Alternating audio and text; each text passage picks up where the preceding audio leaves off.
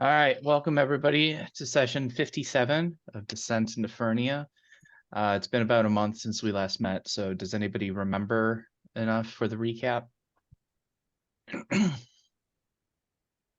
We descended down into the level where there was an Elder Zorn and a Basilisk. We almost died. He got a lucky shot, that motherfucker. We almost died, but Pantone, the companion, came in clutch. Credit the shit out of him. And so we were able to defeat him. We then found like a book about how to operate the Warforged Colossus, and realized that we're probably missing some of the things we need to actually get it up and running. So I also got like a bone staff that I still have to experiment with to figure out what it does. But we then double timed it back so we could continue to hitch a ride from Ipopsipalato Locoatl, who then carried us over to the what was it called? The scab?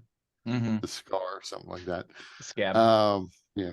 So he dropped us off there and then flew off on his way. We were pretty beat up, and most of us like out of resources at this point after the Elder Zorn fight. So we were going to be looking for a place to hide the vehicle and rest. Yeah. And I forgot to get up my second screen, so I'm doing that right now.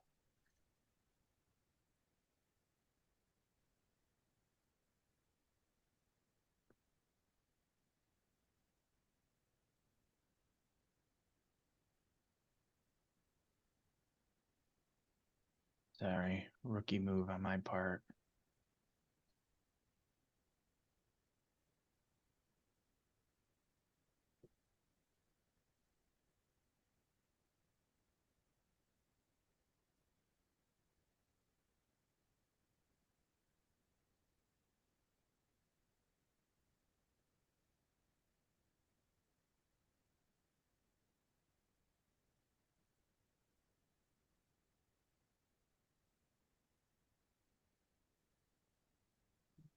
Map you guys on right now. I don't know. It's all black. Right.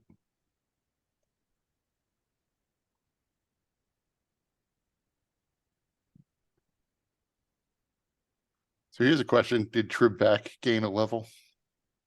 He did not. All right, I'm going to put you Trebek. guys on the vehicle You for right stingy now. bastard. He gains a level for every 2 of your levels. So at level 10 he'll gain a level. So I'm gonna share the screen of where you guys are. Because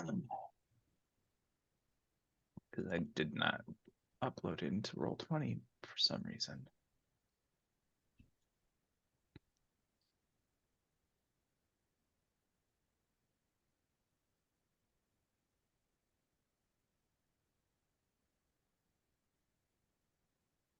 Okay.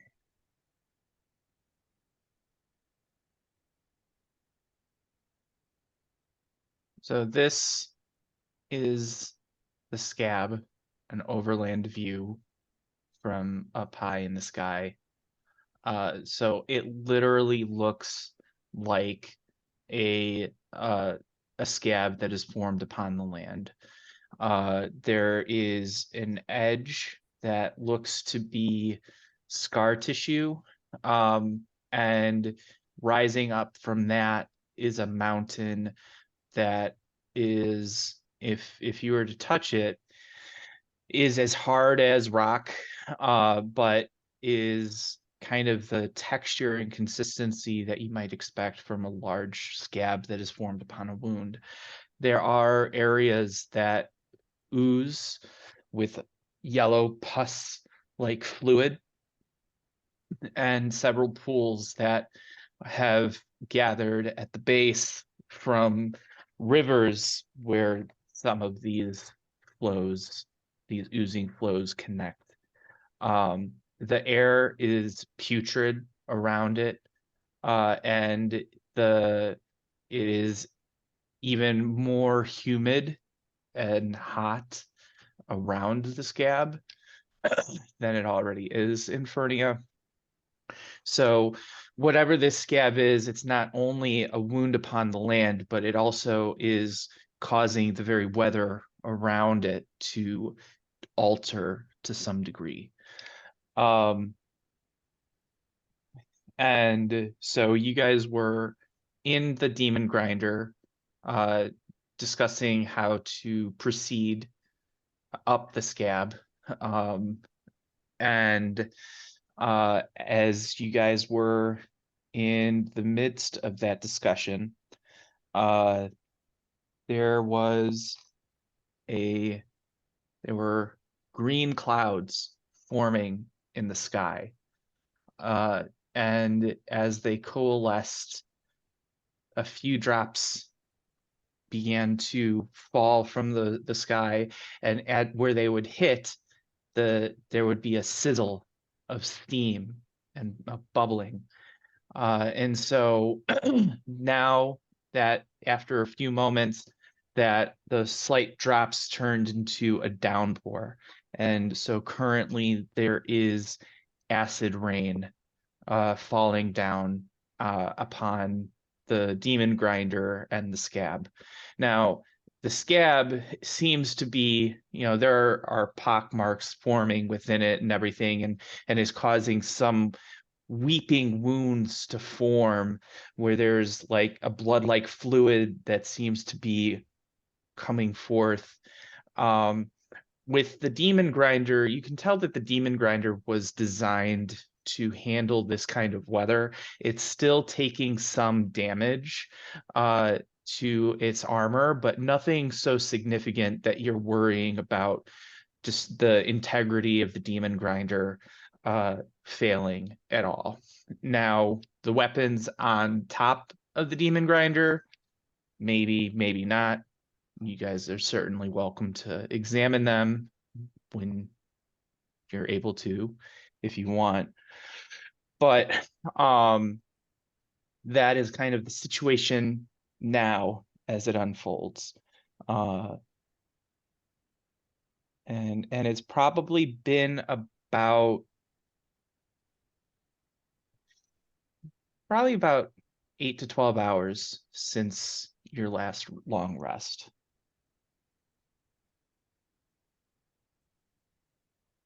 How tall is Scab Mountain ish? It's a decent sized mountain. Okay.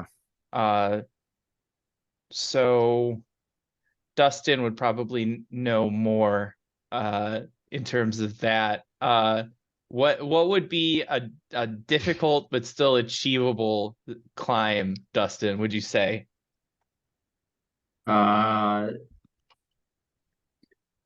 Keep in mind, we have never climbed a mountain before. Complete and total amateurs. Probably like a mild 14er or something. Okay. All right, what's that mean to us? 14,000 feet elevation. Oh, okay, gotcha. Okay, that sounds good. So probably around that, about 15,000 feet, maybe, give or Okay. take. Gotta amp up that difficulty.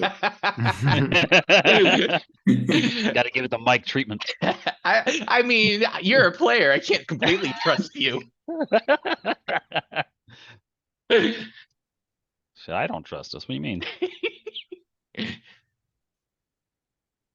And I might have forgot. Didn't you say there was like a viewing bubble or something that I can like view from outside? Yeah, from so inside outside? there's like a periscope type Okay. attachment that because you're not as familiar with this, and also this is Melodia's first time being in the Demon Grinder, Mhm. and so just so that you know, the Demon Grinder looks like an absolute war machine built like out of the style of Mad Max. Okay. All of the attachments looks like they were ad hoc. And so on the front of it, you have this thing called a chomper, which looks like these gnarled jaws of just iron teeth that just can open up and down to allow it to chomp on whatever might be in front of it. There's a wrecking ball in the back. There are additional weapons on the roof, in the form of turrets that the group had purchased as additional armaments earlier on. But with the layout of the demon grinder, the and let me shift the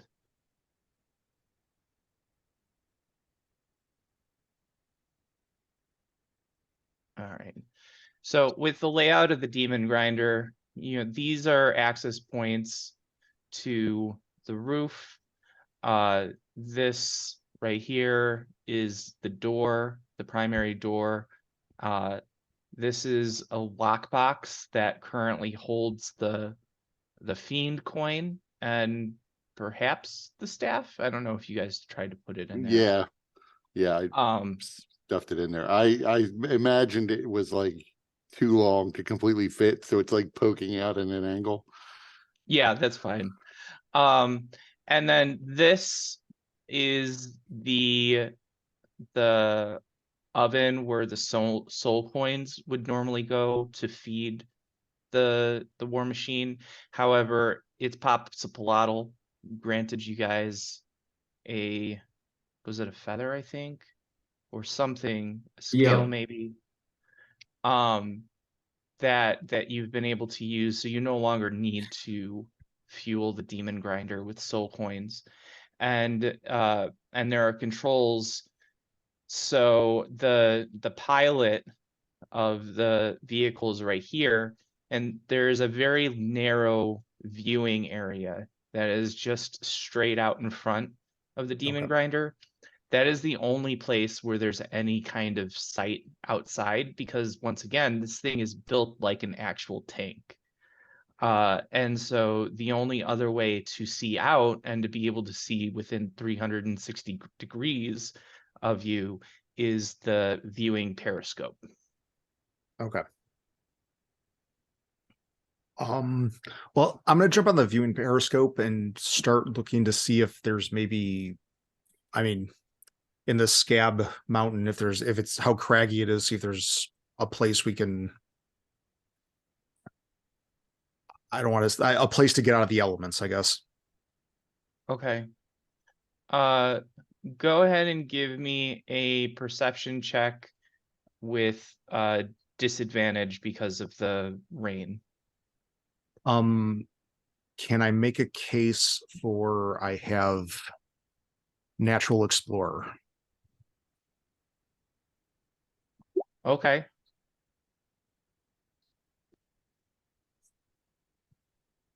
Yeah, I will allow that then. So there is a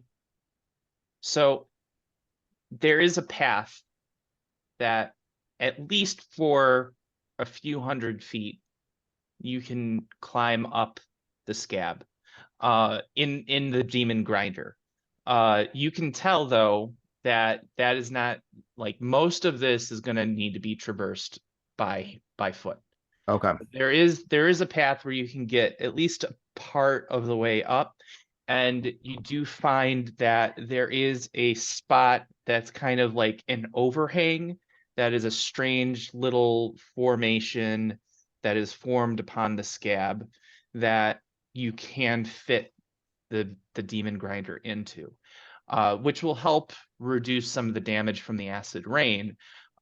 You may still be visible from certain angles, but it does offer some degree of being able to keep out of plain Okay. sight. Well, I tell everyone that I see a path potentially up, at least for a little ways to get us some protection from the elements, but What say all of you? Obviously, we should go there. It's the best place to rest that we have. The best, the sooner we can get out of this rain, the better.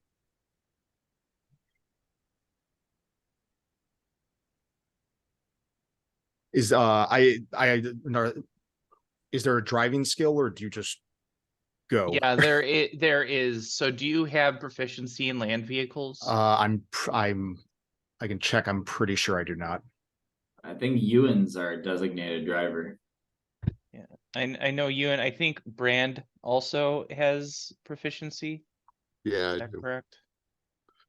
I have proficiency. The drawback for my character is he is like has no perception whatsoever. So -1 to perception. So not necessarily going to notice if he's driving into danger. So what you don't need to be the one to drive, because if you're at the viewing post, somebody else that can drive would be able to, you'd be able to direct them. We've been teaching Trebek, Right.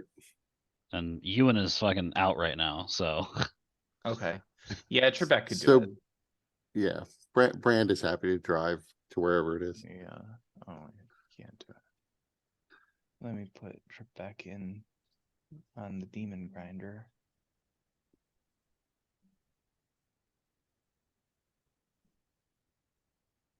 So, And Walla Walla's not there. He is vital.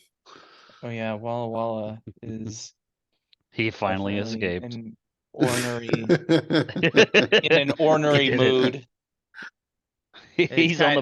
He's on the back of the coatl. He's hanging off a couple of the rungs of the ladder and just barking at you. See, I was picturing him on the back of the coatl like the kid on the back of Falcor and Never Ending Story.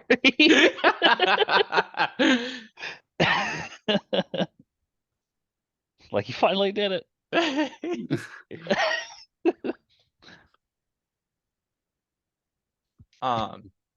So whoever chooses to drive while Melodia navigates, you guys are able to make it fairly quickly. It takes maybe about 10 minutes given the roughness of the terrain and how you have to go in order to drive without causing any kind of catastrophic failure. You don't want to get your tires stuck in whatever this pussy fluid is.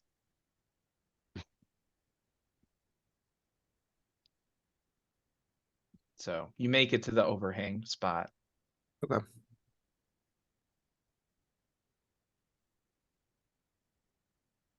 So I assume I don't get my 5th level spell slot or access to 5th level spells yet. No. Like that, we have to rest before I get that. Yes.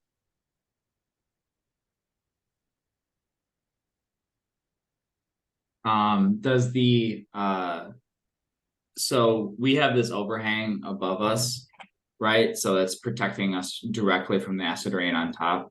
Mm-hmm. So Blade is going to he's gonna stand up. I'm going to check out Scab, this terrain, while we are under some cover. And what he's gonna do is open up the top hatch, and presumably there's there's this wall, we're next to this wall, or there's this overhang, and then I'm just gonna take a closer look at the material itself. Mm-hmm. And kind of test it a little bit in the sense that I'll pull out one of my daggers. Probably the metamorphic dagger. I'll pull it out and see if I can chip a little piece off, see what kind of material it's made out of. Okay. So the immediate surface is kind of gritty. And you can kind of pick it off easily enough. When you do, you see that there's like kind of a fluid that forms up very lightly. But as you begin kind of using your dagger to try and see below the immediate surface, you notice that it seems to become harder and harder the deeper into it that it goes. And at one point, you really try to forcefully use the dagger, confident because it's a magical dagger that it's not going to break, and you cause a sudden burst of fluid that is it squirts into your face, Ugh. leaving this really iron smelling fluid dripping down that looks a lot like festering blood. So like And festering. it's also very hot. It's not so hot that it causes you damage or injures you, but you would guess that if there were to be a more intensive type of burst, it could potentially boil you. Or it would boil your companions. You're made of metal, so. Yeah. So like festering, as in like it's a rotten blood. Yes. It's very viscous and clumpy. Okay. Nice. Very coagulated. Sounds beautiful. It sounds like home. Am I able to like carve out like a piece of it? Yeah, you could. Like a baseball size piece. Yeah. Sure. Yeah, I'm gonna carve out a piece, and then assuming it's not boiling hot, I'll kind of rub it off, dust it off to get some of the wet blood off, and then bring it inside, and then just kind of show everybody what it is we're dealing with, and they'll say, and Blade will say, I took a look at this new land we're driving on. It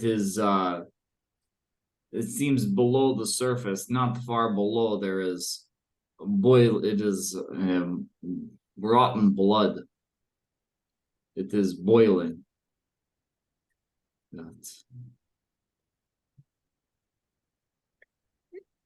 Could I like? I don't know if it'd be like a. Can I see, or can I make like a check to see what if it's like a fiendish blood, or I'm assuming since that's where we are.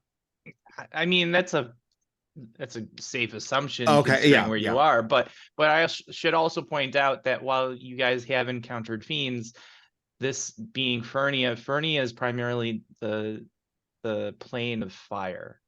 Okay. So other things aside from fiends may be found within the plane of fire. It is not a realm strictly of fiends. Okay.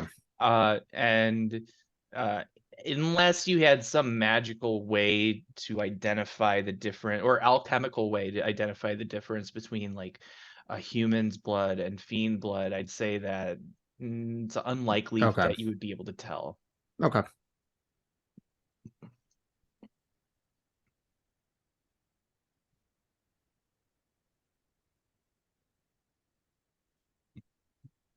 But that is a good question. I mean, what if this just represents some creature beneath the ground and this is a portion that's just sticking up from it?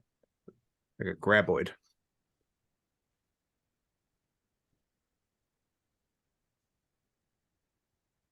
Okay. Is the acid rain still happening? Yeah, Okay. it looks like Melodia, give me a survival check. I would say that you'd be able to tell. Okay. You can roll with advantage. Finally, a ranger. Yeah, so you would figure that this acid rain is if it's anything like the rain that you would encounter in Corvair, probably last about another hour. Okay. So I'll let everyone know it seems like the acid rain laying up soon. So, but I think we all need to recoup as much as we can. How do you know if it'll be done? We've been in a storm for hours before. Well, the town Uh, is. Actually, I don't remember if Brand was with you at that point or if that was Solomon. With special circumstances, though, we were attracting the storm to us. Yeah, it's the One Ring, or not the One Ring, but that One Ring.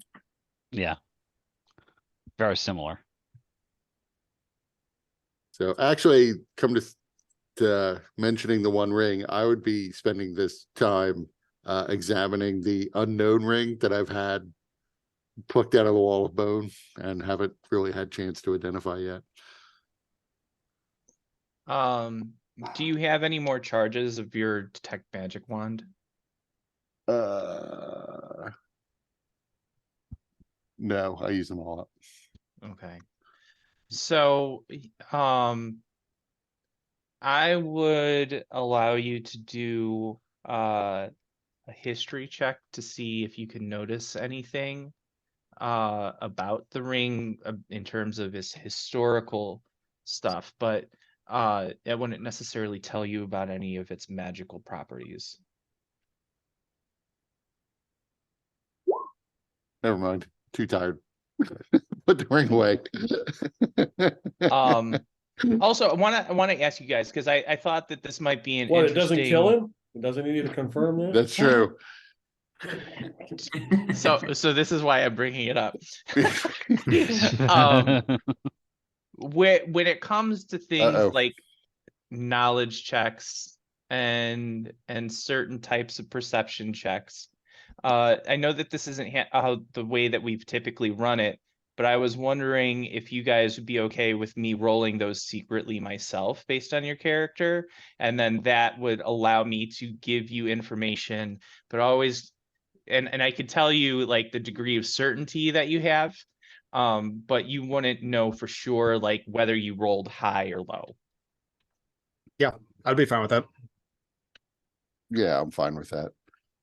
Even though I do realize that means that sometimes we'll just get completely wrong information. Oh yeah, yeah. That we confidently know.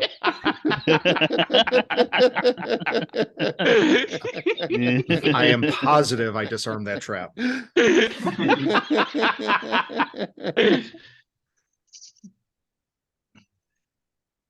Okay. I'm glad I So- didn't crit fail again, though, because otherwise you'd look over and like the ring would somehow be around my neck, killing me.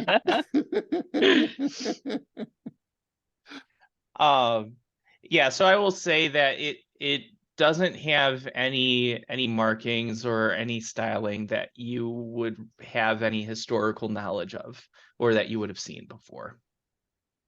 But it is, let me bring it up.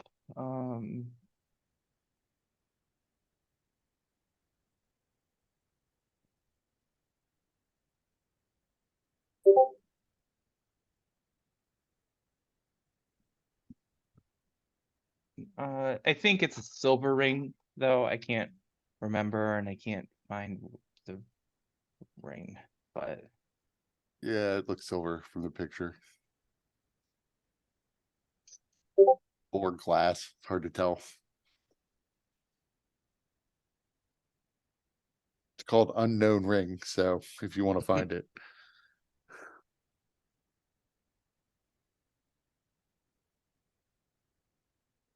is it under your tab? TBO? Oh yeah, it is. Yeah, it's a plain silver ring. So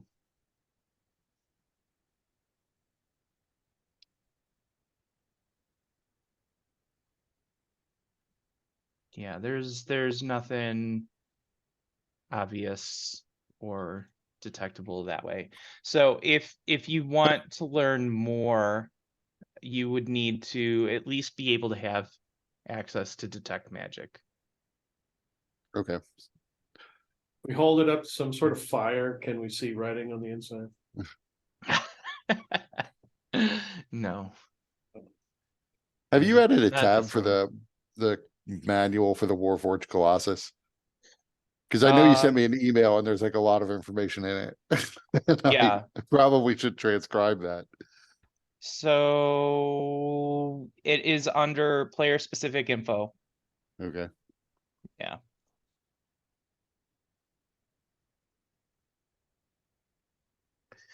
And meanwhile, you guys see Trebek furiously like taking notes, and looking over some of these scrolls and books that you guys took from the Zorn's lair.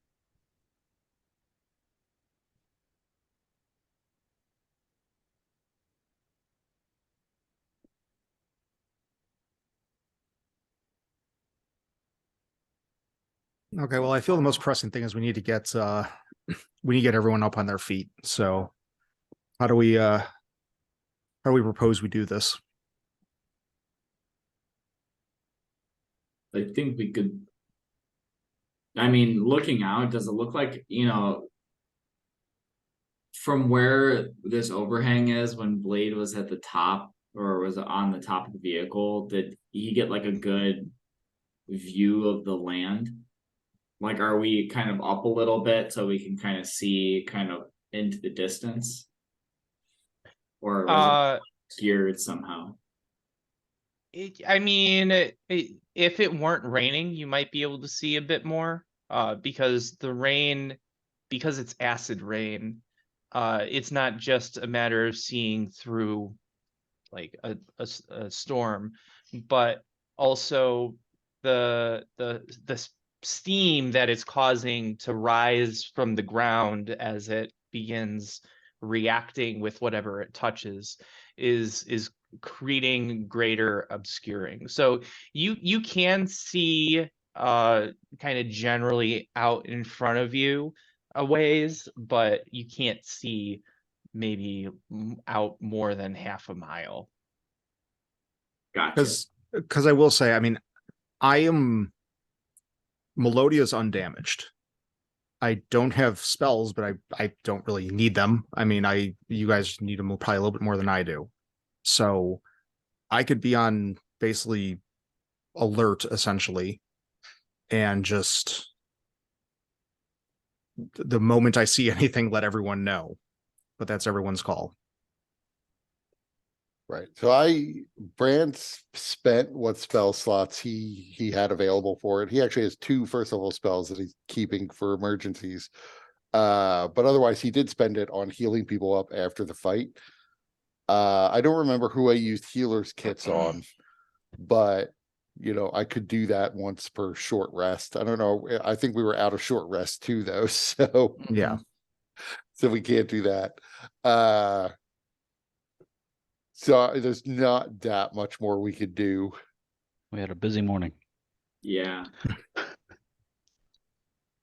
Are we still running up on like, are we still trying to wait out like the 24 hours to take a long rest? Yeah, Or we have Oh a no, lot of time. you guys can take a long rest now if you want to. It's just a matter of, do you feel safe enough doing so? gotcha. I think it's safe to assume that we have never once felt safe taking a long rest in your game. And I've done my job well. And Even in times when we should be safe. I think if we are going to, I need to recharge my batteries, so to speak. If we are going to take a moment reprieve, I think this is the place to do it. If we I go agree. further up, who knows what dangers we will face. I'd rather not face them unprepared.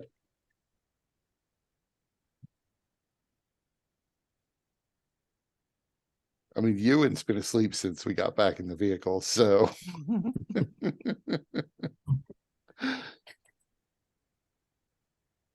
But Brand agrees.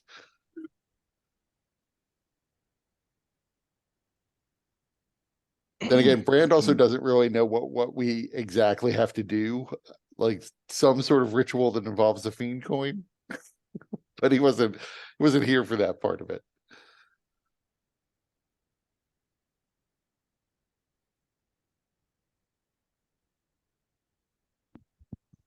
Suppose we should look over that again.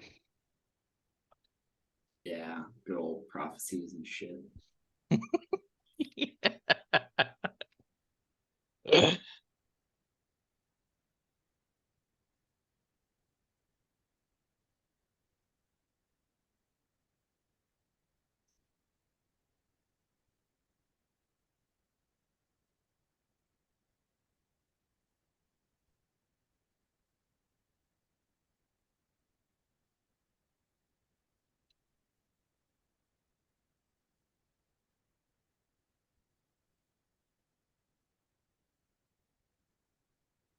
So yeah, it sounds like we're gonna take a long rest.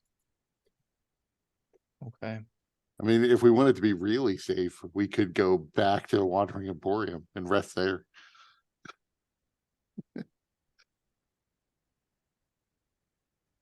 Yeah, I think you guys have one token to allow Right. you back.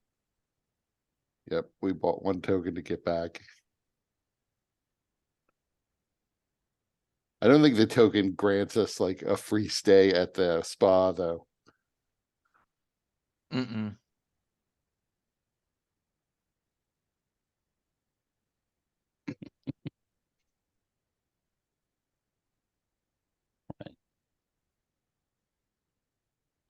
Still got to pay for that.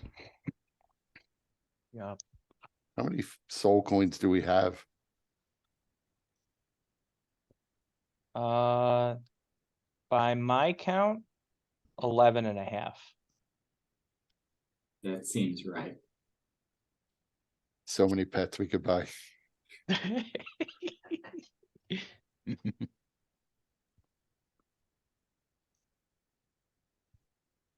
mean, I think Walla Walla needs a friend.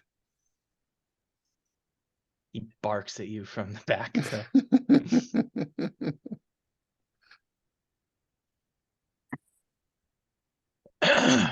So we have the things that we need to do for the ritual, but we have to figure out how to start the ritual. What needs to be done?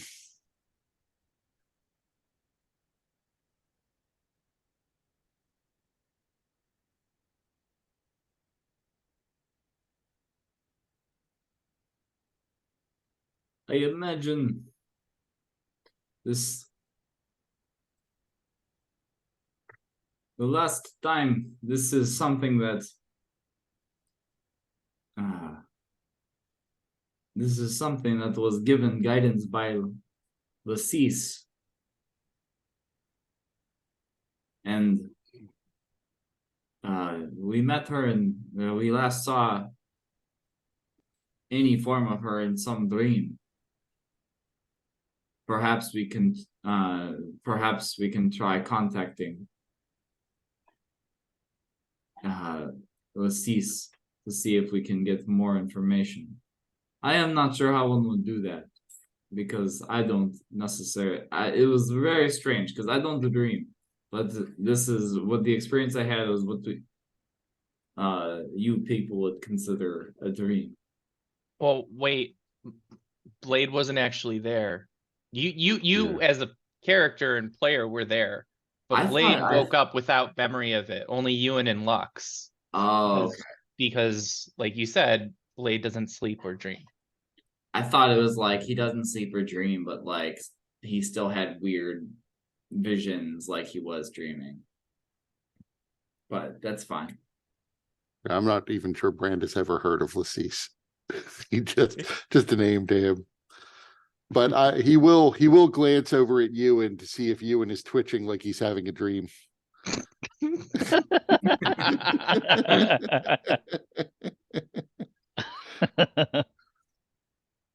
I don't know.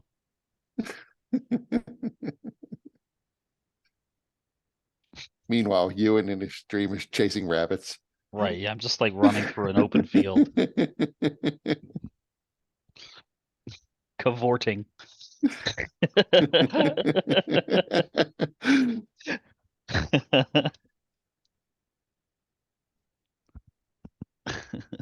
I will say that you guys have what I mean. You guys have the knowledge of the ritual because I think Lux what had the foresight to write everything down from the dream, all the information that Lassise provided. So even though it's not explicitly outlined in the prophecies and shit, the main things that you guys needed were the blood of an angel that lost his heart and the fiend coin.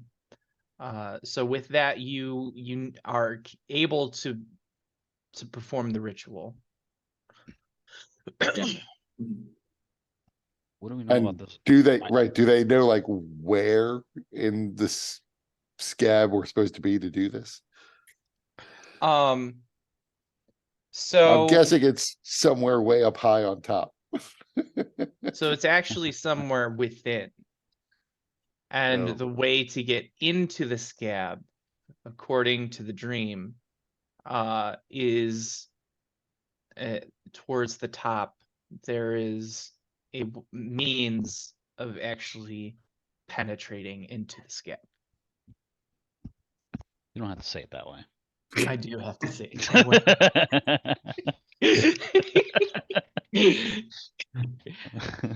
I want you guys to have an accurate understanding of what you have ahead of you. Say lance it. We can lance it.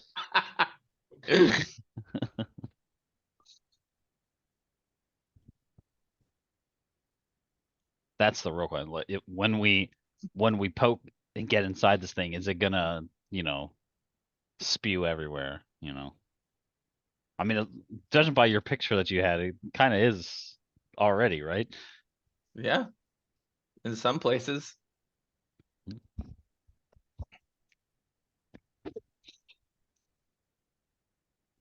So I imagine the branded one will sit down and open up the Warforged Colossus manual and start reading, and like within 5 minutes be asleep.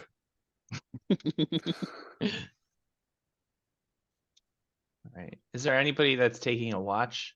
I mean, Blade doesn't need to sleep, so Blade could technically take the full watch. Yeah, I plan to. I can. I have both the Sword of Warning and the Alert feat, so I should be fine.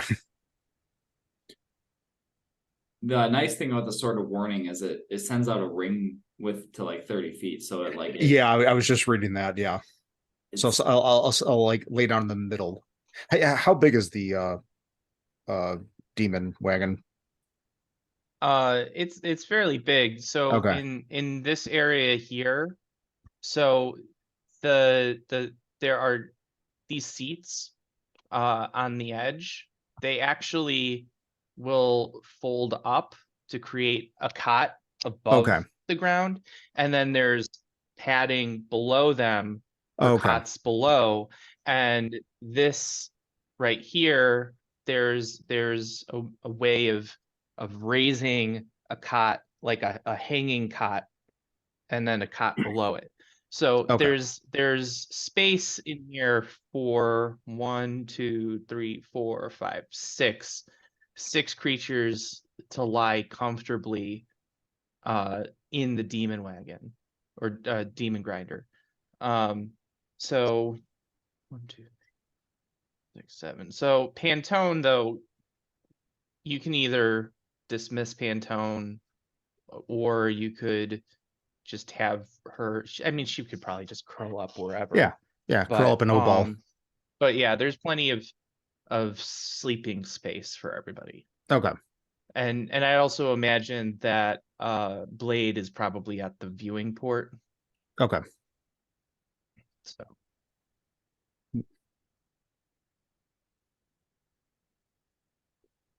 So I am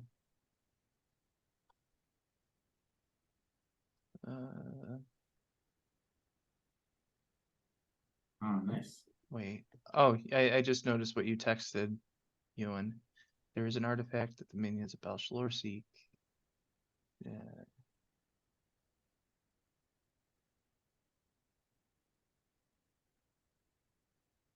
Okay. So I'm going to make the check for Vegnog, see what happens if Vegnog notices anything in the distance.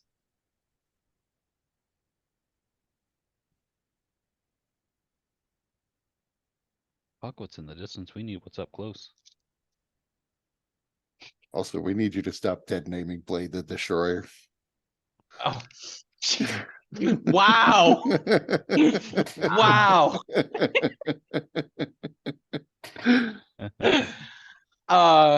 Okay.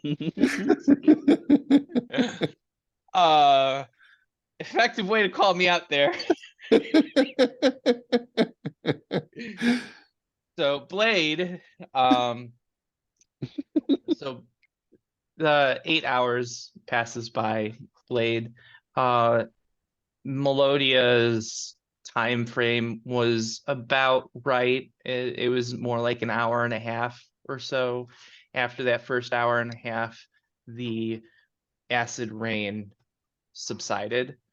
You could see that the land was really affected by the rain. The ground, there's a layer of mist that does not look very breathable, that just is all over the ground from the chemical reaction of the acid with the ash and whatever other substances make up the ground. Aside from, and it lingers still even, but you can see, well, you wouldn't be able to see up the mountain because of the overhang, but aside from that, you do notice creatures out in the distance moving about, but they don't seem to notice you or seem like they're heading in your direction or anything. It seems like maybe the natural fauna of this land doesn't seem like any like intelligent creature, or they're not like rovers and vehicles or anything like that. Okay.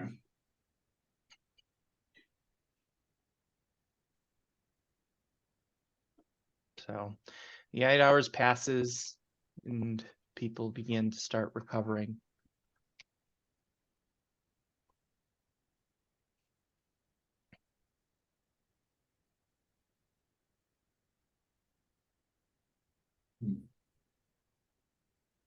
I'm feeling much did- better.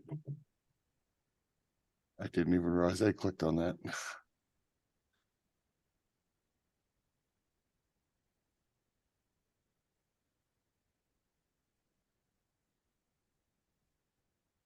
Is are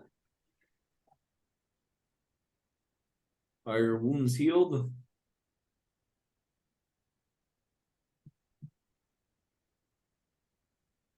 Muted. We went by and nothing happened. We didn't get attacked in the night. Nope. Nothing that All you still can here. see or notice. We are still on this forsaken land. So unfortunately we are still alive. Well, at the moment, that's probably better because as soon as we die, we're stuck here.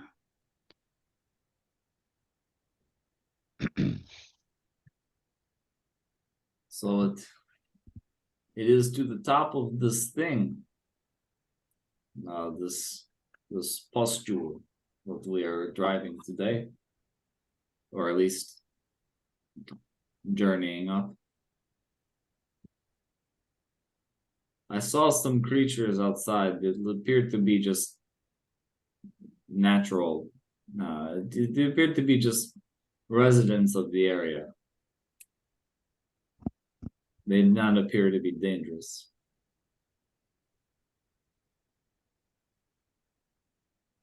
Well, it seems as though this might be the best place to leave the demon grinder.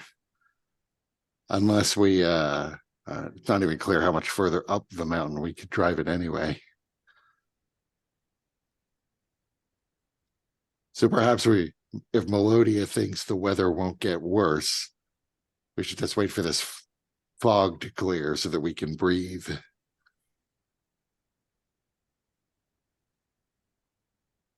So, do I ask you to make a check? No, you can make this one. Okay. Survival? Yeah. Um, So from what you can tell, it doesn't look like there's any weather changes that you can detect. Now, this place is very alien, so you're not as familiar with the signs of, yeah. the weather and stuff. But based on your knowledge of Corvair, it shouldn't there's nothing that you would expect to change. I tell everyone that I think we should be good. Upward inflection. So yeah, one thing to consider is because I was out of spell slots, like I could not have created food and water during that long rest. I could do it now if people are in need. I don't know what we had available or if we need it now. I think we had Um, rations. So you guys have 20 days worth of provisions Okay. in the demon grinder. So I'm gonna reduce that by 1.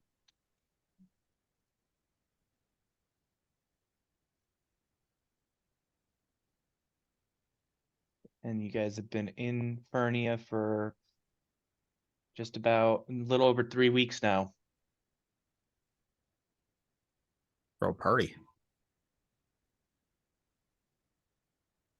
And Ewan no longer has a level of exhaustion, and Blade no longer has a level of exhaustion. Blade. That's his name. Don't wear it out.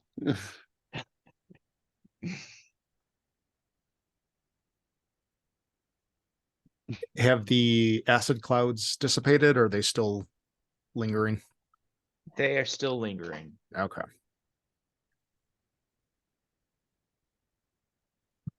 Huh. And you said it was hotter outside than it was generally in Fernia on this thing, right? Yeah, so the demon grinder has some, whether it's magical or a feat of engineering, it has an ability to control the temperature within the demon grinder so that it's a bit lower Mhm. and more tolerable. It's probably like only 80 degrees inside here. Outside the demon grinder, it's typically closer to 120 degrees outside. Here it's probably 140 degrees and incredibly humid. So it's holding the heat that much Okay. more because of the humidity. So I tell everyone I'm not sure if we can make it on foot unless someone has means, because I think this is as far as the demon grinder can go, unless we can find a different path.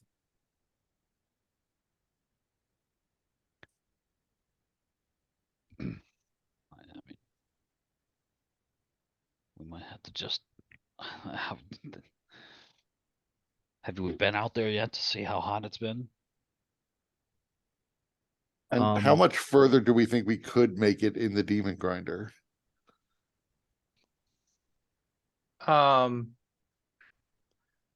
So you could probably make it about a third of the way up the mountain.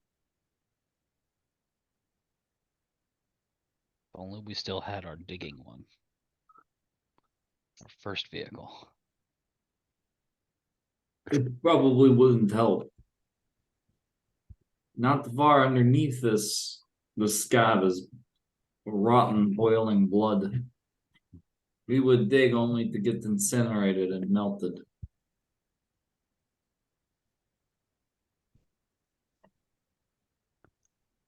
I'm sure I can handle it. I mean, think, well, we should take this as far as we can go. well, let me see if I can figure something out. I'm feeling way better. You look better.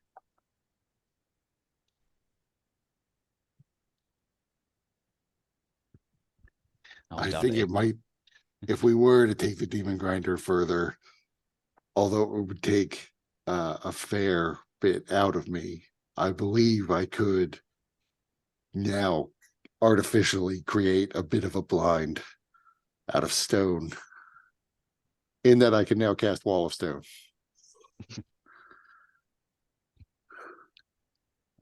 How effective would that be for us? Like, Would move with us or? no, but it could. We could drive the demon grinder further up the mountain and then still effectively hide it. Oh, I see what you mean. Yeah, all right. Do you have any? If we need to go on foot, we will need some way to cool us down. Didn't we pull out some frost gem?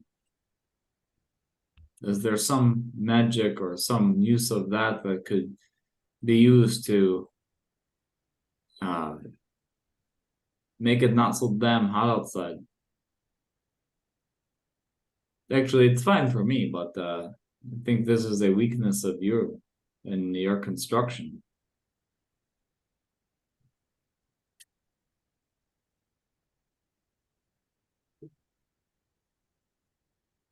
So I do want to point out, I think Blade, you have resistance to fire because of the shield.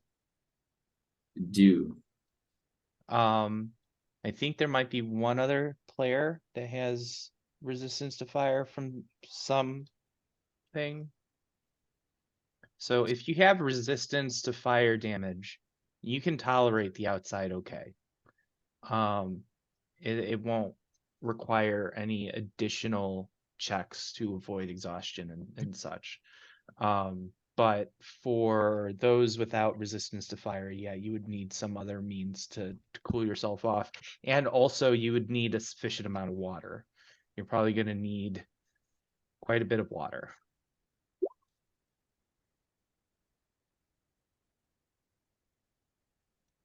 I mean, we can carry a certain amount of water. I do have create food and water. So as we trek at some point, if we have containers, I can create water for us. I can't make us all fire resistant. Don't have that spell. I mean, I have some really bad ideas. I mean, I got like wind wall that might be able to cool us off. Right. Or I can start doing like ice breath on people. I feel like wind wall would just blow hot air on us. I mean, that's only 50 feet, so I don't think it's going to buy us that much. Right. I do have prepared a cold damage spell that I could continually damage you with.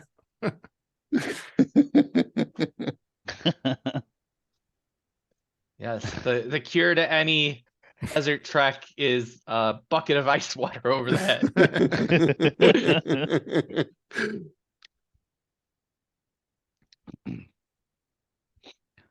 I mean, it's not. This isn't even like a desert because it's not like it's the sun that's beating down on us. It's just hot for no fucking reason. I mean, it is a plane of fires. There is a reason. That's still no reason. There's no source for the heat. No apparent source, at least. Yes, there is. There's like What- 5 suns circling the horizon. I don't recall that. You said that just the light was omnipresent. No, no, I said that there are multiple suns that are always just above the horizon. So it's all they don't move any. There's no apparent movement. So there's no change in the time of day. It's always the same amount of light. Hmm.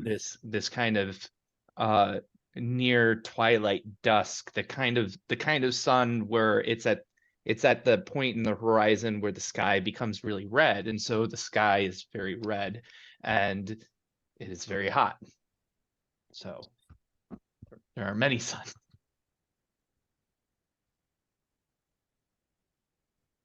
Hmm. And we'd be walking on a potentially living mountain of boiling blood. Yes. If What could go anything, wrong? the ground will be very warm. Well, I don't know if we could help that very much, but covering the heads helps a lot. Well, I mean, maybe we should just take this up as far as we can go. Take the battle cruiser up. Yeah, let me see if I can find a path over here. I'm still Can- here. I'm just off camera. Can I like I don't aid him or help him with my like find a route? Yes, somebody spot me. Yeah. So yeah, Ewan, give me a driver proficiency check using wisdom, and Frank, you can go ahead and give me a survival check with advantage.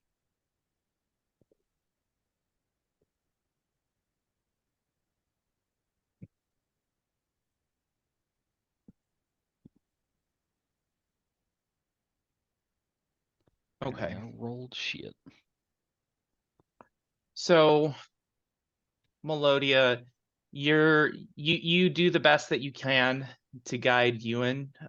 You believe that you found a path that offers the least obstacles. However, Ewan, in driving, the terrain is incredibly difficult to navigate and manage.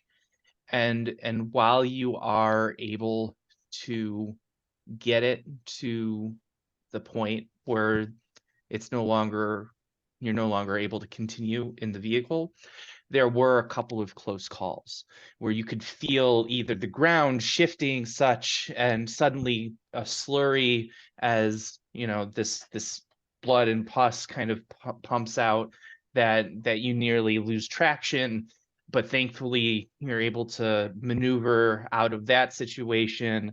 And then there's also just some sudden cranks and ratcheting that you hear kind of echoing throughout the demon grinder as things seem like they clog into some of the gears and axles beneath the vehicle. But you're which is strange because the axles the are not available to the ground, because there is a plate over the bottom to protect some of those inner workings. But still, however those things happen, you're able to navigate them, but just barely. All right. Get something going here at least.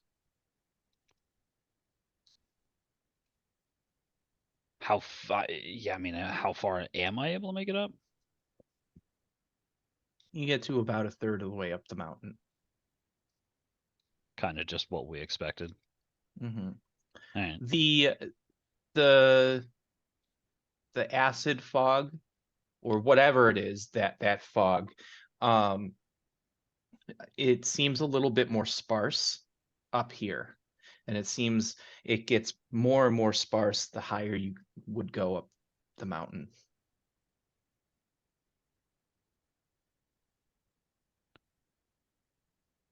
So I mean, yeah, is it the ground is it just too unstable for us to climb further then?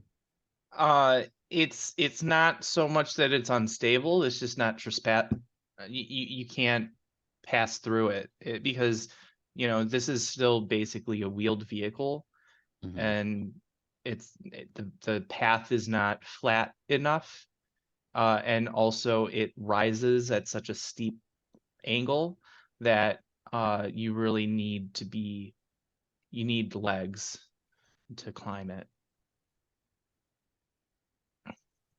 I'll put her in park. This is as far as this thing's gonna go. Is there internal like temperature gauge, or do we have to like literally stick our head outside to see what it is? No, you literally have to stick your Okay. head outside. Okay. Yeah. I was going to do that because I'm honestly curious if we're going up in elevation, if it's getting hotter or colder. So you try you Well, open. I'm gonna check outside. I'm gonna look out the window first and make sure it's clear before I do this. But just There's no creatures that you can okay. All right. see. So you open the sliding door as quickly as you can. It's an instant punch in the face. Okay. It is so hot. Okay. And it does appear like it is maintaining the temperature, if not Okay. getting a little bit hotter. And as you open the vehicle, you also smell the intense acrid scent of the whatever chemical reaction was happening from the acid rain. Even though the clouds have kind of dispersed a bit where you're at, it is an overwhelming smell that instantly can create a nausea and like a gag reflex, especially because you're not prepared for it. I close the door. I can hear Solomon's voice in my head just saying, of course it's getting hotter. We're getting closer to the suns.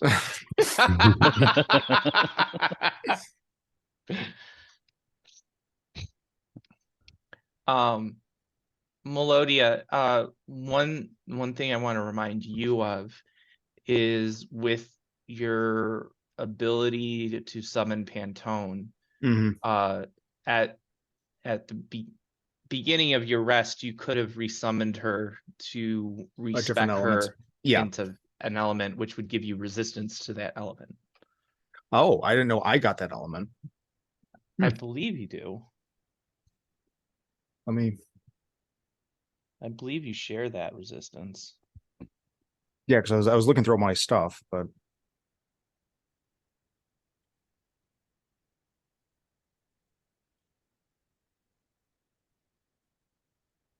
Yeah, under Bond of Fang and Scale, you gain resistance to the Oh. damage type chosen for the Drake's draconic essence. Good to know.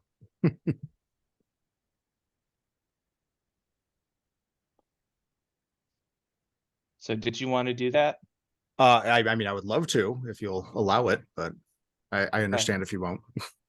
No, Because right now it's an ice drake, but so I would expect that this is, even though you were not aware of it as a player, I expect your character would have been aware of it. yeah, And okay. so if you feel like that's something Melodia would have done, Yes, certainly definitely. do that. Especially since I can't really step foot outside. Yes. Okay.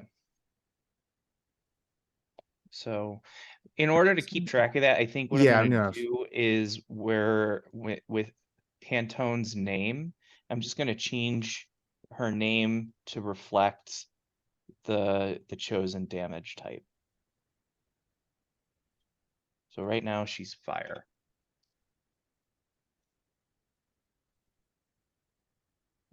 Okay. Does that make sense? Yeah, perfect.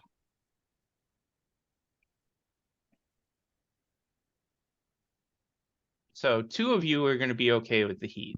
The rest of you need to worry about the heat, in addition to scaling them out.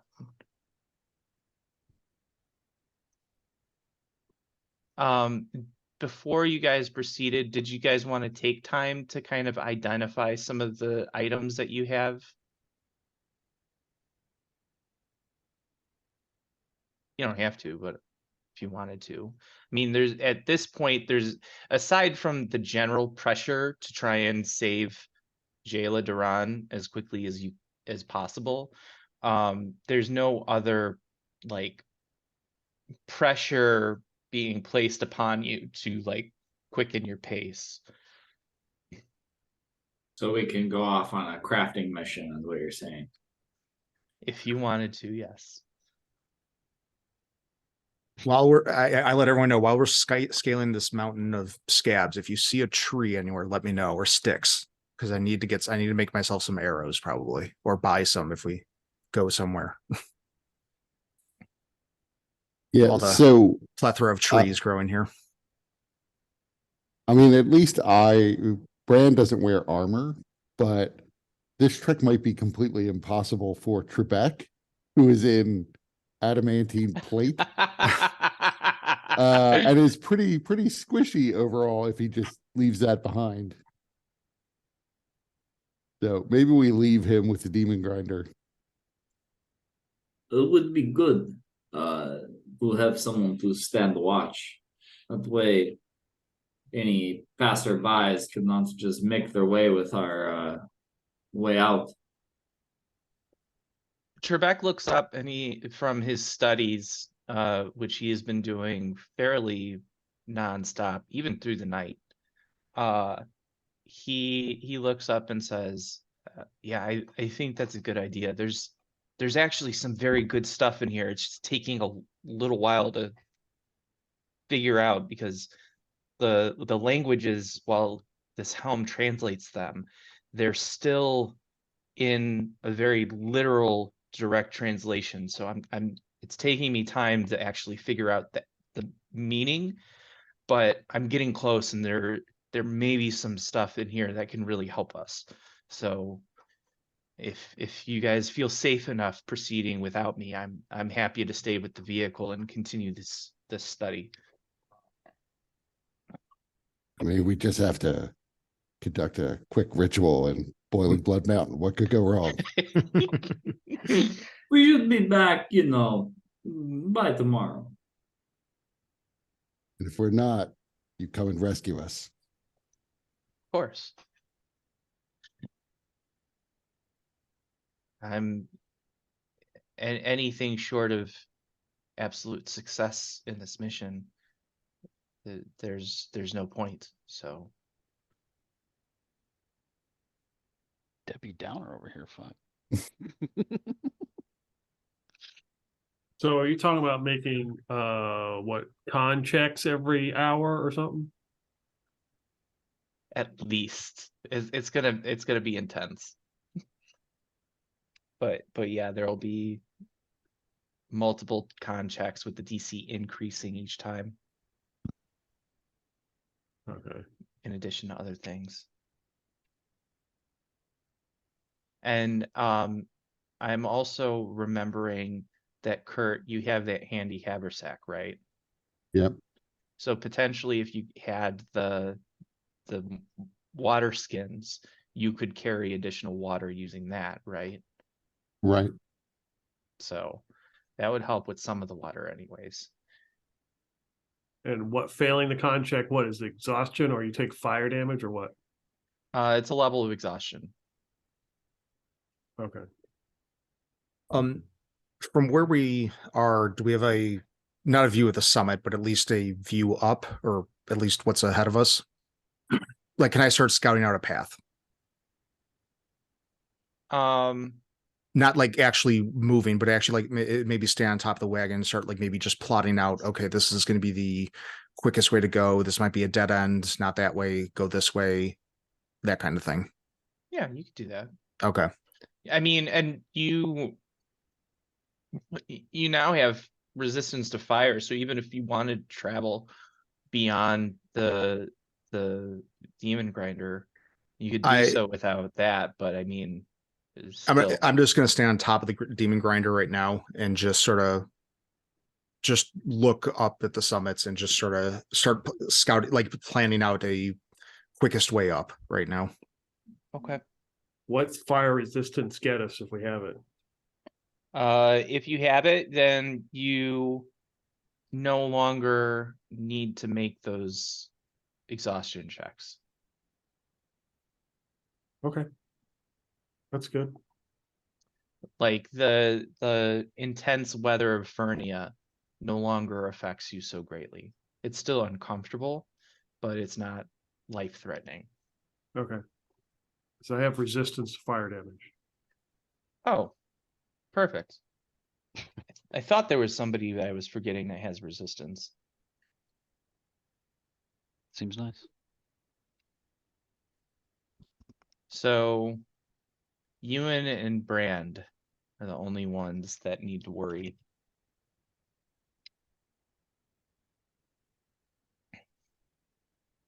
And how can we estimate about how far we have left then? Yeah, I mean, you said about, it was like 15,000 feet. So 10,000 feet to go. Yeah. Yeah.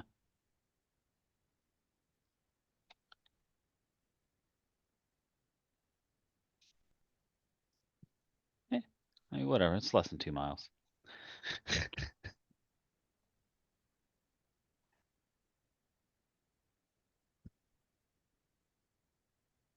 What's 2 miles, right? 2 miles horizontal, not much. 2 miles vertical. Yeah. Not as fun. Semantics. So yeah, one good thing I got another cantrip, so I can chill my water before I drink it. And like just constantly do like little puffs of air.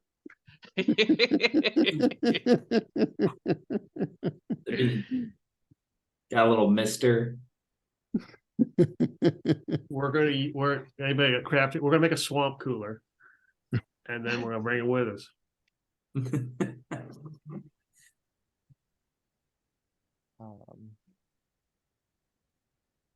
So, but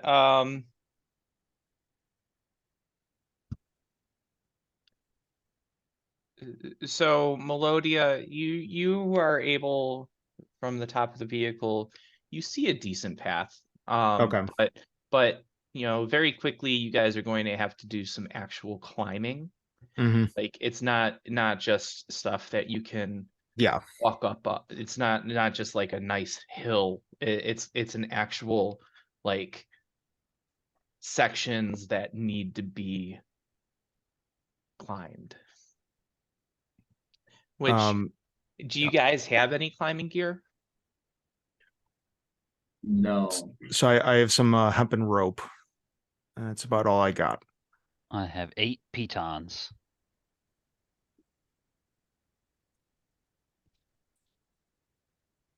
Okay. I can climb vertical surfaces. And a Yeah, hand. you're fine. I mean, let's face it, Lux could probably jump to the top. Right. Yeah, I have 10 pitons and some silk rope. In fact, now I'm imagining Lux like one of the gummy bears from the cartoon bounding up the Scab Mountain.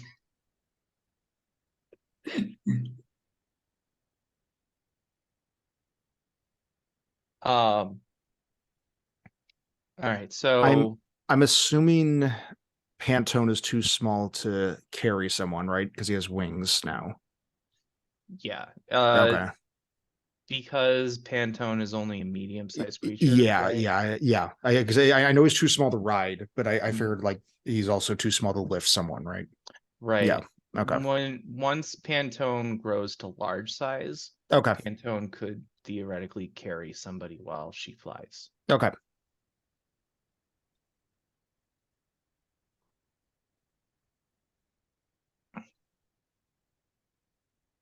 Yeah. So I got some rope.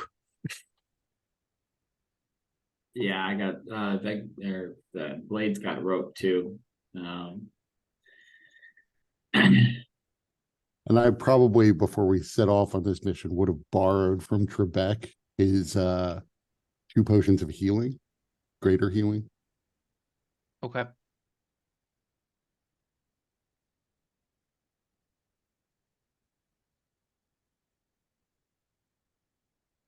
Oh yeah, I do have rope too. So yeah, I have rope, 8 pitons and a hammer. Alright, I'm deleting the potions from Trebek. Did you also want his elixir of health? Yeah, I guess I'll take that too, just in case.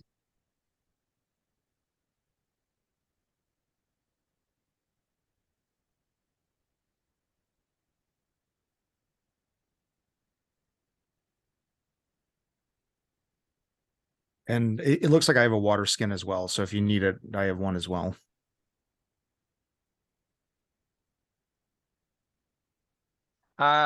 Because you were captured, I'm gonna assume it's empty right now. Oh, okay. But there are provisions on the demon grinder, including Okay. water, because I think that you guys were able to get a good amount of water and food from the Winchester, right? That you managed to carry with you. Mhm. So, so you Yeah, can. I have 10 empty water skins that I could fill up. Okay.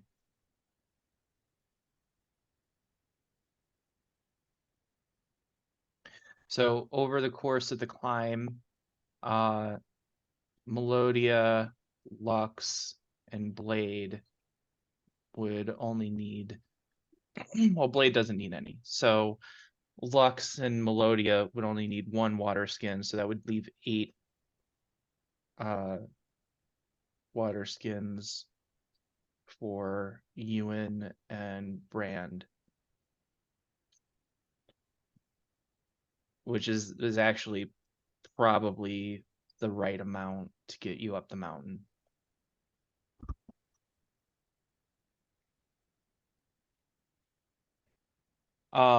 So if you want to use the provisions, to the water from the provisions, you can. If you don't want to use your spell to create water, but it would reduce those provisions. I'll just separate food and water provisions.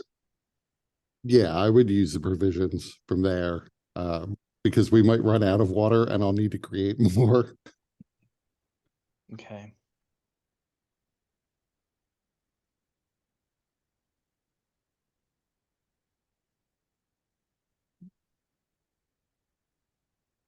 All right, so 8 water skins.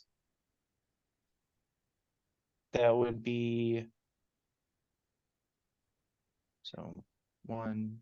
I now realize they really do need like a 4, 5. self-cooling water skin as a common magic item. Yeah. Should be easy for Eberron to create that. I mean, one that just the ever flowing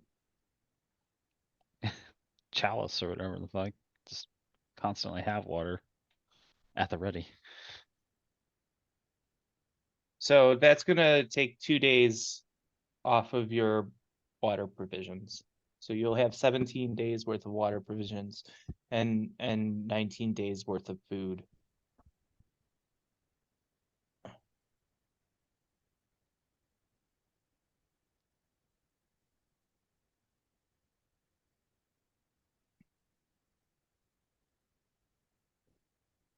Any other preparations anybody's making?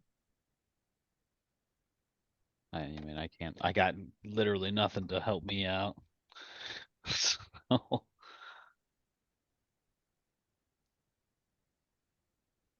not a magical person.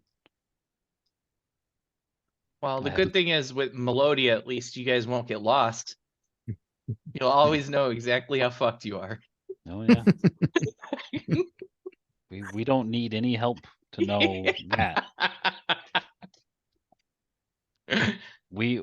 Listen, we knew we were fucked the moment we agreed to be in your game. Yeah, that's a good point.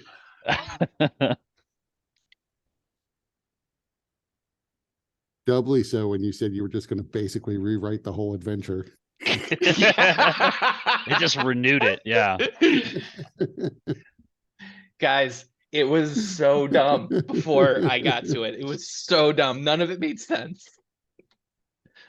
There was no reason for any of the things.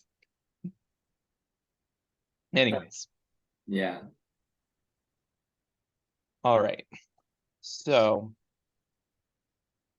you begin the trek up the scab.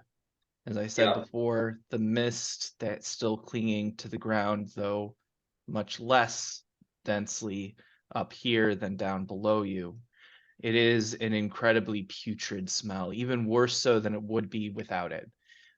Because already your nose is competing with the festering fluids being emitted and oozing from the scab, and the scent of decay and the horrible addition that the humidity leaves as it hangs in the air. But now you also have this smell like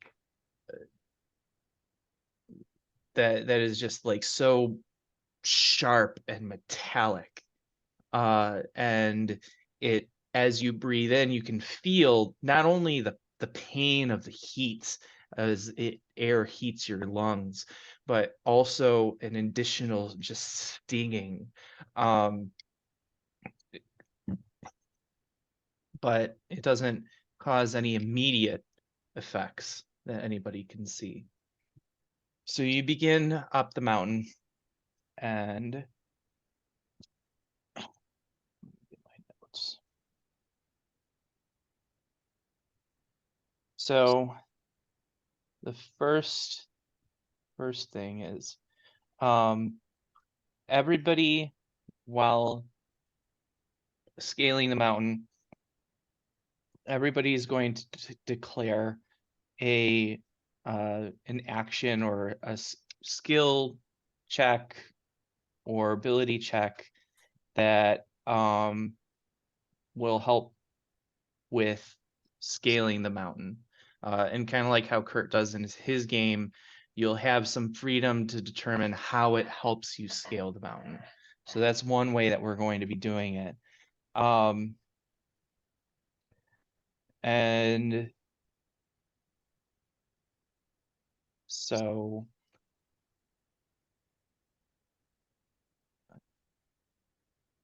and then yeah, so what, as you guys are climbing the mountain, just based on the way that I've described it so far, because things will change, but as I've described it so far, is there anything, any skill or ability that anybody feels would be useful?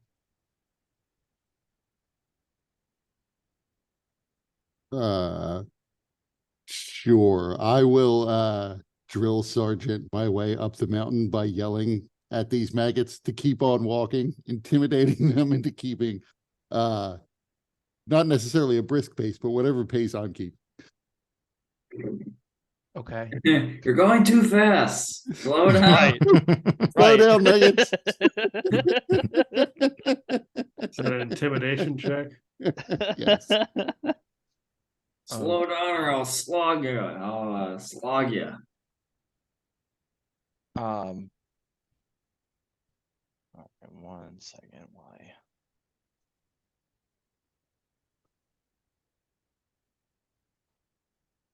Okay, and what check do you want to use for that? Intimidation. Okay. Go ahead and roll the intimidation. God damn it. I'm using an action point. My intimidation is too good for this. Okay.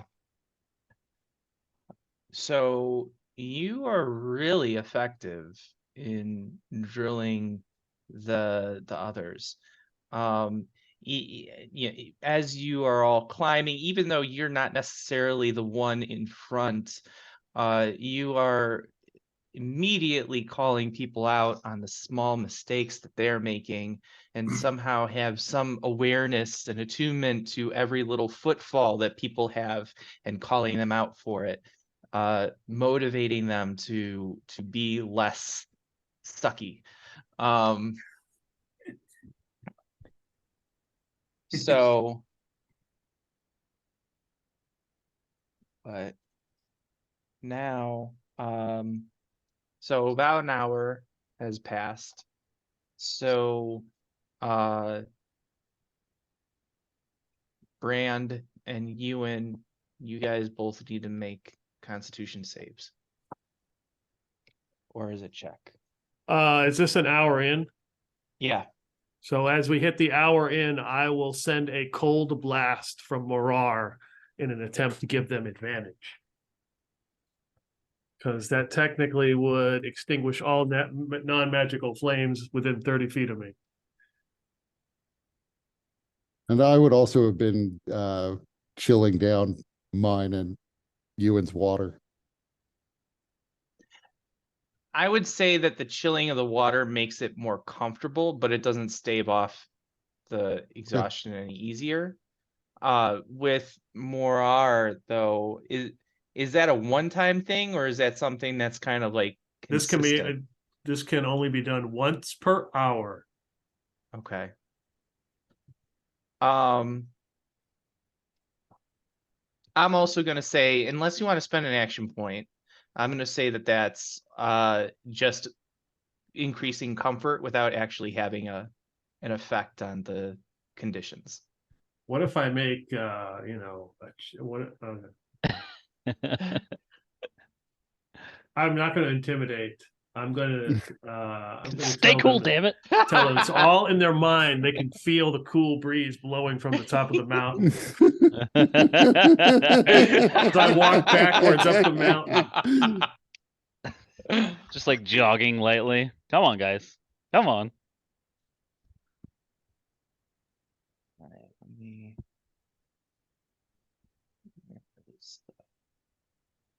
So is it a check or a save? Yeah, I'm trying to pull it up now.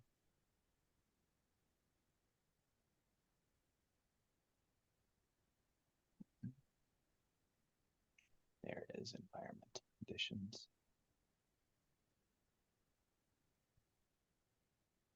It's a save.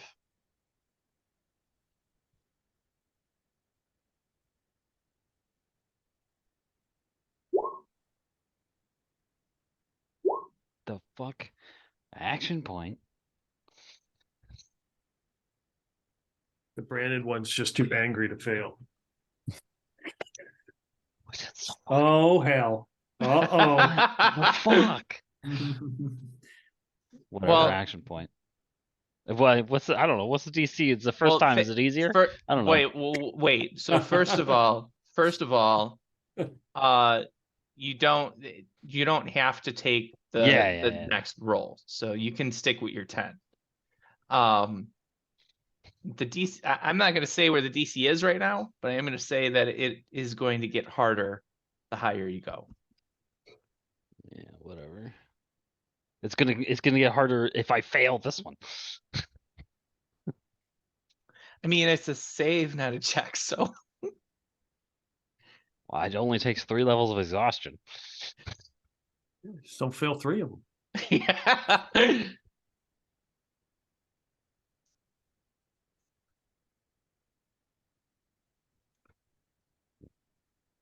Exhaustion is deadly in Mike's game.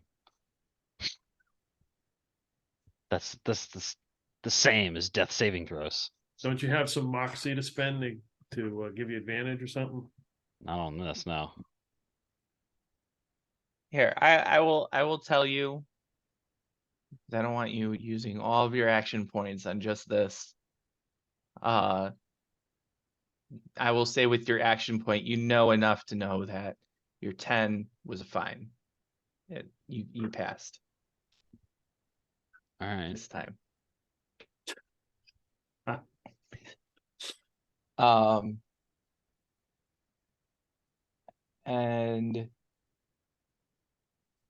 so what is the next challenge that one of you imagine, and how you would be able to address it as you're climbing the mountain?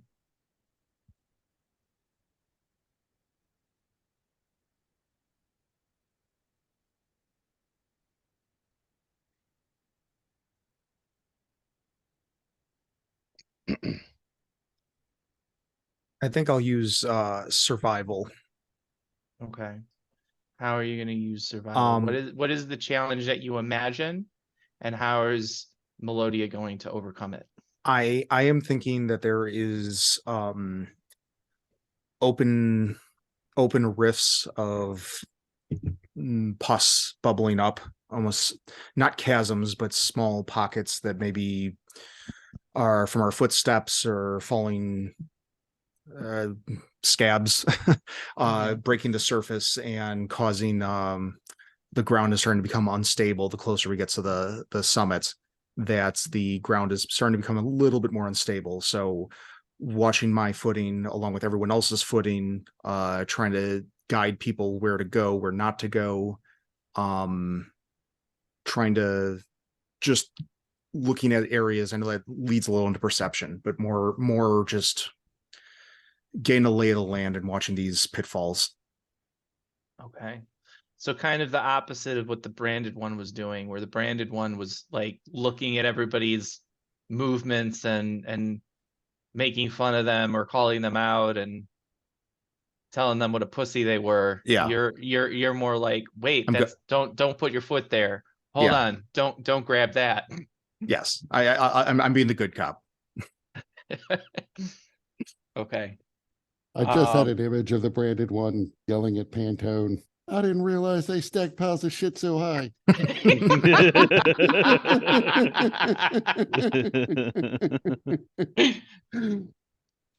And roll survival, or are you rolling survival?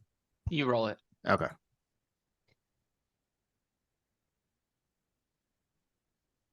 All right, let's see. Does that succeed? Nice.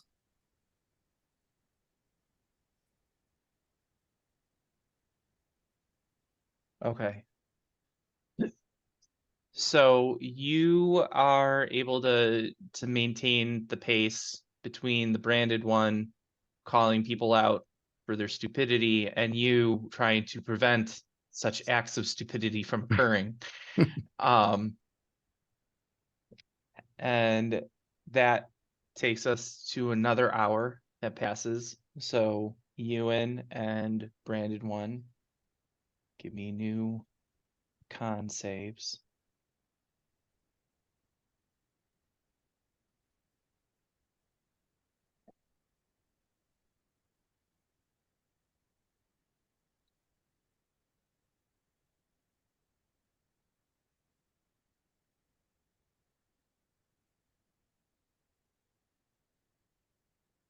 Did you roll, Kurt? Hold on.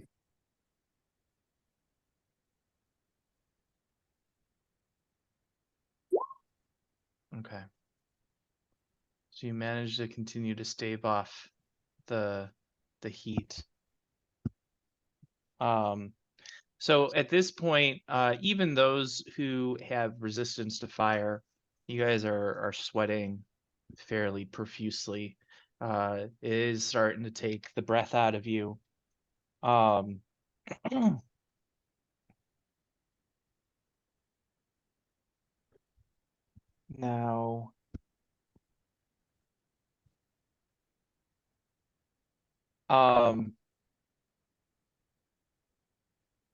so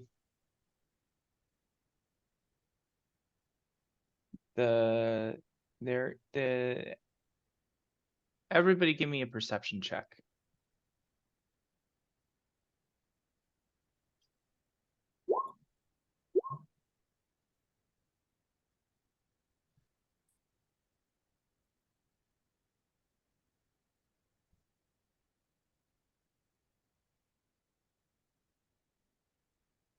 All right.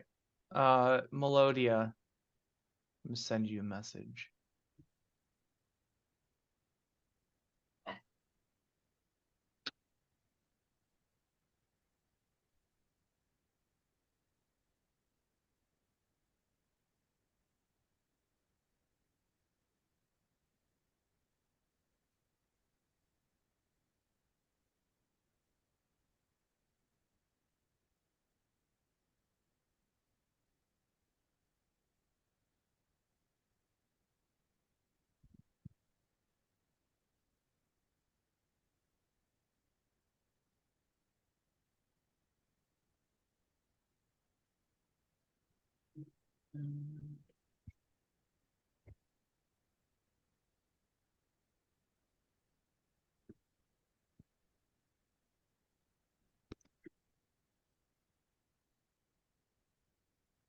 Sent. Alright.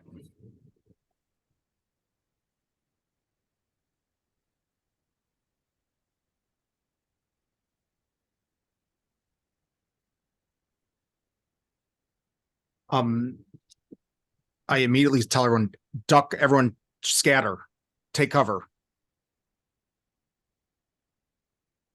Like So not are we climbing at the moment? Are we walking? So this is a moment where there's a slight kind of ledge, probably like the size of a small or like a large room. So maybe a 40 by 40 square. Okay, so I mean, I would A roll dash stealth. away from them, probably like towards a wall, and try to hide. Um, and and what you guys see is where, based on what Melodia is pointing out, a large flaming missile streaking through the sky, coming right at you. And wait, who am I missing? It's fine. We got Lux. 1, 2, 3. Oh, okay, Wait, catch it. wait. Deflect it. Catch it and throw it back.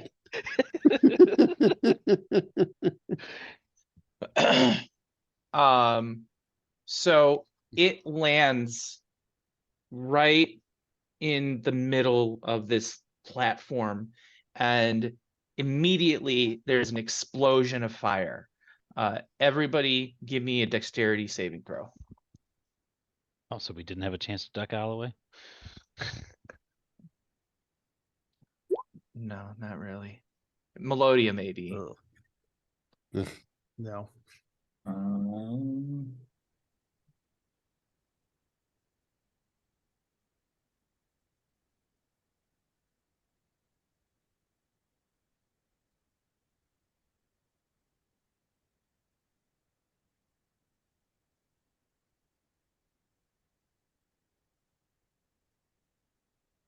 okay.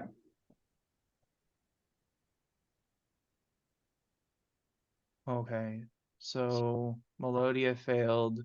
Blade, you failed, but you have uncanny dodge, so you still take half Yeah. even on a fail. Ewan succeeded, Brandon 1 failed. So Oh, should I make one for Pantone too? yes.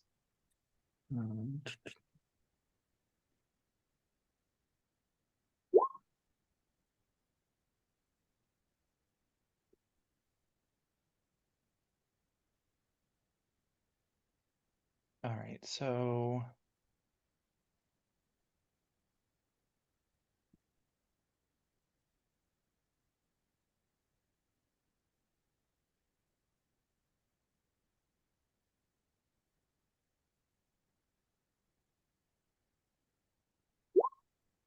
all right, so anybody that failed takes 29 fire damage.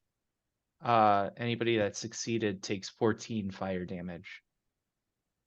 If you have resistance, then it goes down appropriately. And in the middle of you all, you see a writhing ball of flame. And it's just sitting there. And it begins lashing out at you with these tendrils of flame. Everybody roll initiative. Did Pantone save? You got a 17. 17 saved, yes. Okay. And I mean- I'm bringing up the battle map now. Do I need to make a deck save? Yes. Okay. All right.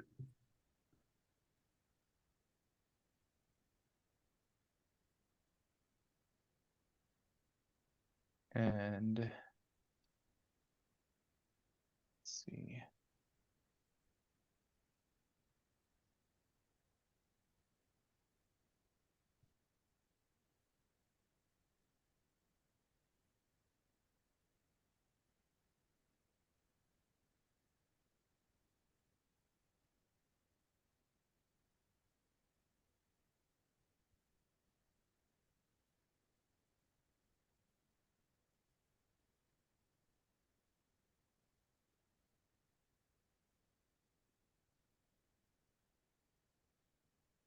So the outline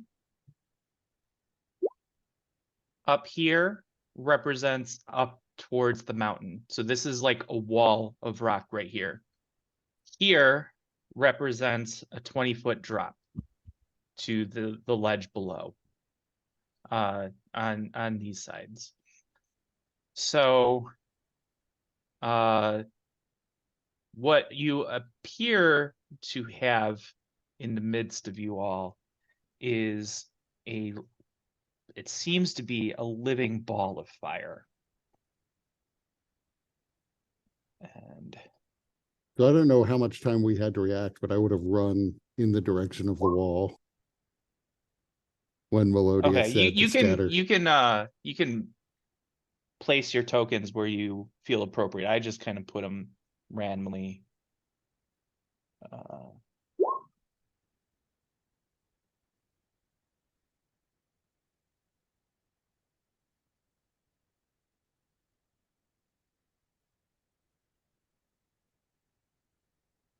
Are there people who didn't roll initiative? I did. I was on the other map at the time. Oh, well, no, I have you on here. 18. Yeah, I don't see myself.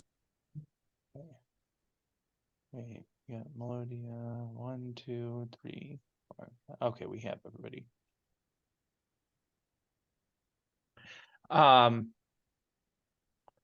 And everybody give me an insight check.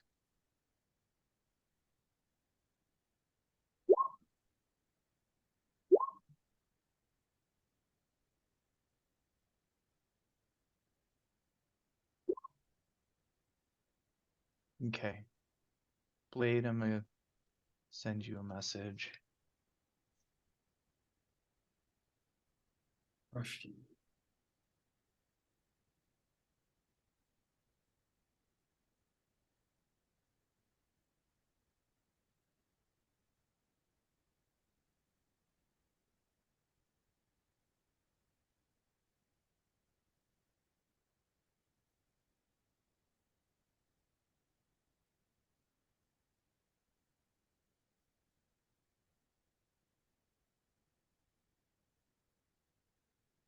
Okay.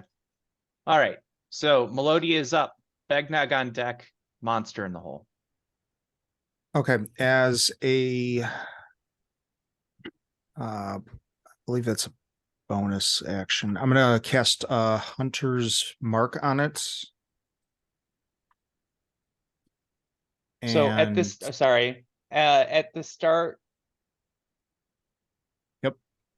Oh, wait a minute. Never mind. Go ahead. Sorry. I'm gonna cast Hunter's Mark on it as a bonus action, and then I'm gonna take 2 shots at it. Okay. No. No. How do I do I just roll the additional damage on the side of that, or is there a way to auto apply that? So there should be on your sheet. So yeah, I get a plus D6. Unless I'm assuming it's not a fiend, and I'm pretty sure it's So not a you- beast. So on your character sheet, Mhm. there's a spot beneath the attacks where it says global damage modifier. Oh, okay, yeah. If you press the Oh, plus okay. on that, you can Oh, apply nice. Okay. a 1d6. It's like they thought of this or something. Oops. Okay, well, there's that, and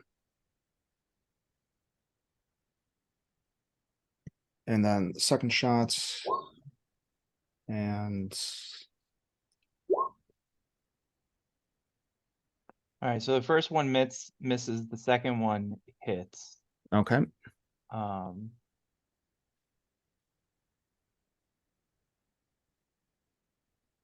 And you have a magic bow, right? Yes, yeah. Okay. Say, tell us the bad news. Tell us why the attack is ineffective.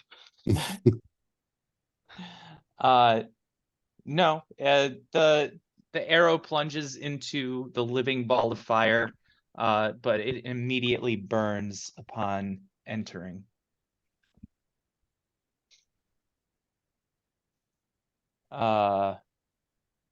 Anything else you're doing?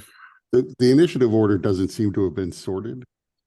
First, I don't see myself on there, and second, Ewan had a 19 and was at the bottom of the order, Oh, and I had an 18, and I still don't see myself on the list. Yeah, I don't I see see you. on you. here. Oh, that's weird. Yeah, I don't see him. Melodia, and I see Veg or Blade at 20, and then me at 19.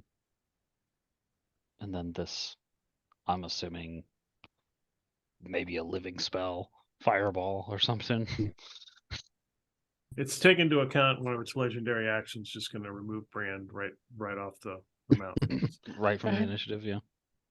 All right, let me see what's going on here. One of its special abilities to rearrange the initiative order.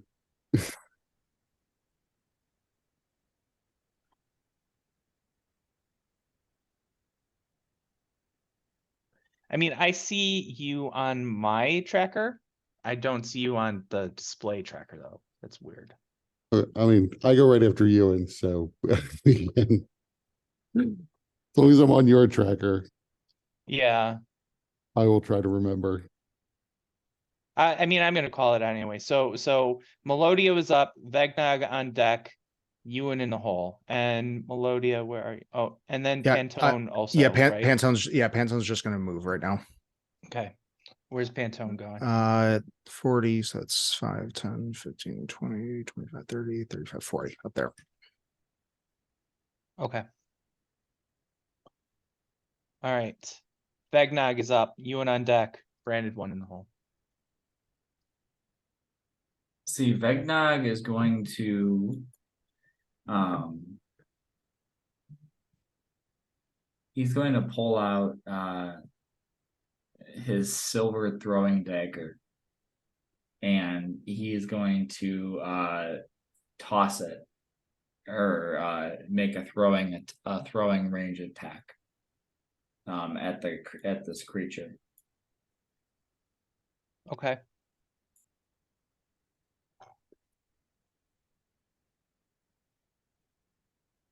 And what's this one?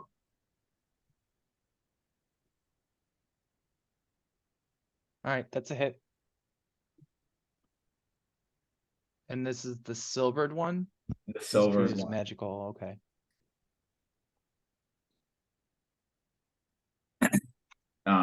So it'll hit, and then it'll reappear in my hand.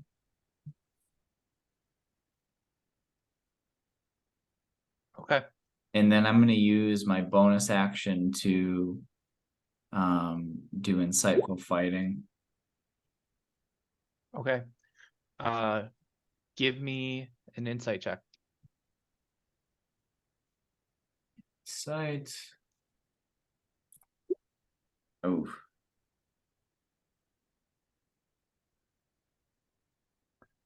That is able to work. Nice. So you have your insightful fighting. Anything else you're doing? No, that'll be it. Ewan is up. Branded one on deck. Monster in the hole. Yeah, I don't think I could do a whole lot with this thing, so I will throw the boomerang at it, so that it can do some things to it, hopefully. Boomerang is obviously magical, so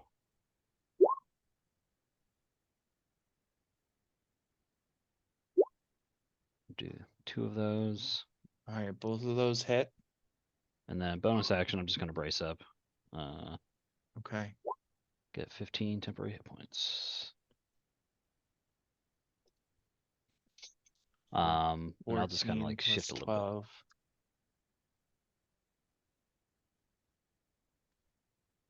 Okay. So, anything else you're doing? bit. Nope, that's it. Okay. Back up I'm gonna back up a tad, but yeah, that's it. Okay. So even there, you're still within its fiery aura, and you take 5 fire damage. I'll allow Rules it.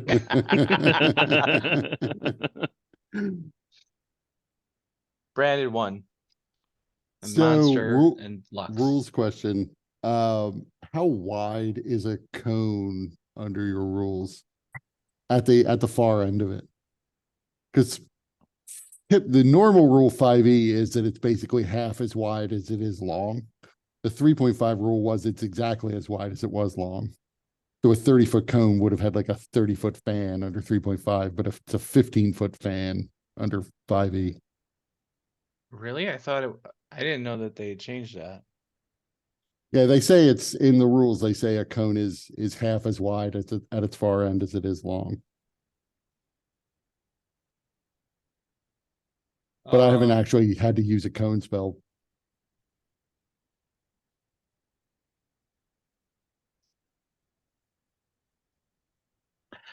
I don't like the half and half because that takes too much. For me, it's easier if it's 30 foot, it's 30 foot long and 30 foot wide at the widest.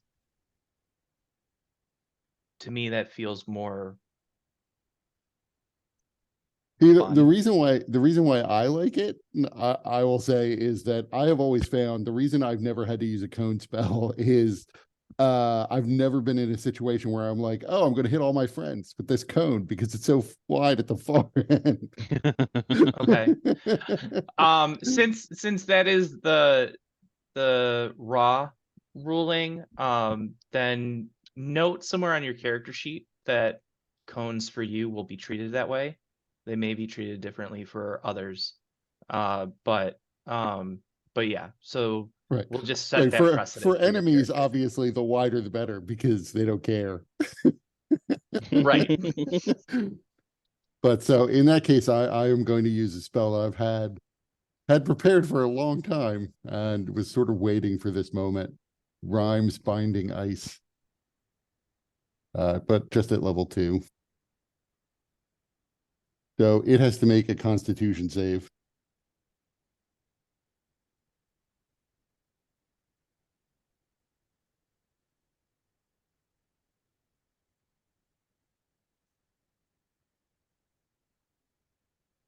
It fails.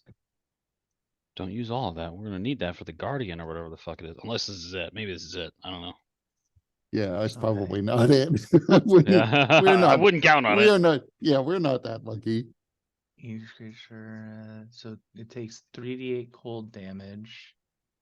It takes 11 cold damage. And then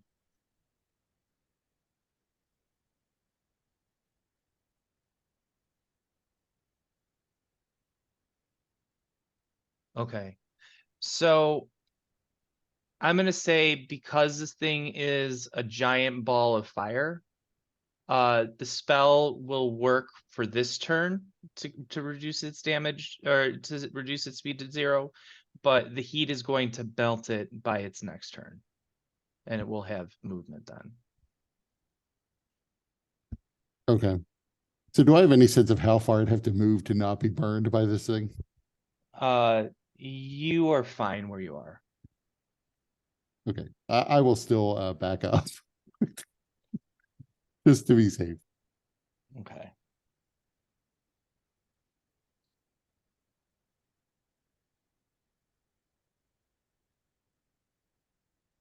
All That's right. my turn. So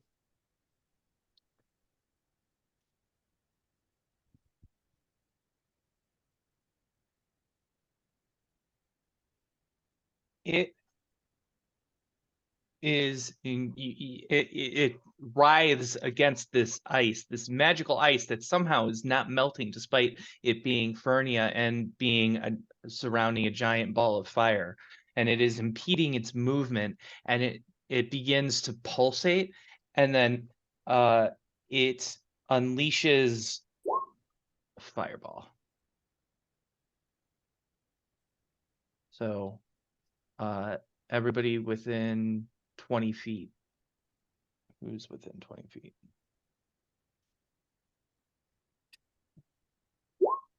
Nice. You're outside. Oops. You're in. Lux is in. Branded one is outside. So Ewan, Pantone, Melodia is fine. Blade and Lux. All right. So I take 11 from evasion and then half of that for resistance. Is that how it works? Yes. Evade. Evasion. But you make. oh, you rolled a don't take 10. any damage with evasion. No, the first see. thing was a strength save by accident, and I rolled. Oh. So so Blade, go ahead and roll that again. Ewan, are you Yeah, I'm gonna What- use it. Oof. I'm not gonna Okay. die by some stupid fucking fireball. okay? So you take 11 fire damage.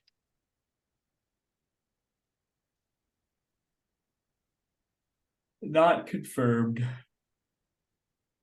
And All right. just to make sure, if I make the save, it's half damage, and if he's fire resistance, it's half of that damage. Yeah. Okay. Rounded up or down. Round down. Okay. 5. All right. Lux is up. Melodia on deck. Blade in the hole. Okay. So does it look like it's bound by this ice? After the fireball, it does not look like it's bound anymore. Okay, because I don't want to go up there and whack it and then have it break out of the ice or something.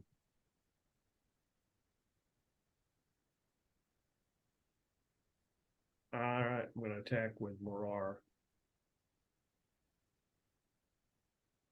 Okay. Ugh. Yuck. All right. So your first attack is a miss. Ah, much. That one's a hit.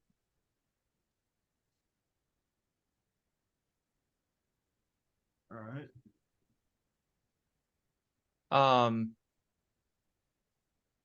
And then I'm going to assume that you used a bonus action to activate Morar.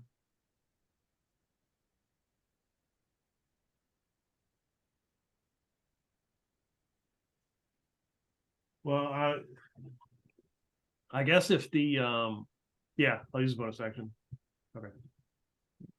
Because otherwise, it because you have to activate Morari in order to get that ice effect, right? Right, and it would also be activated if I was using the cold blast, but if it really wasn't doing anything.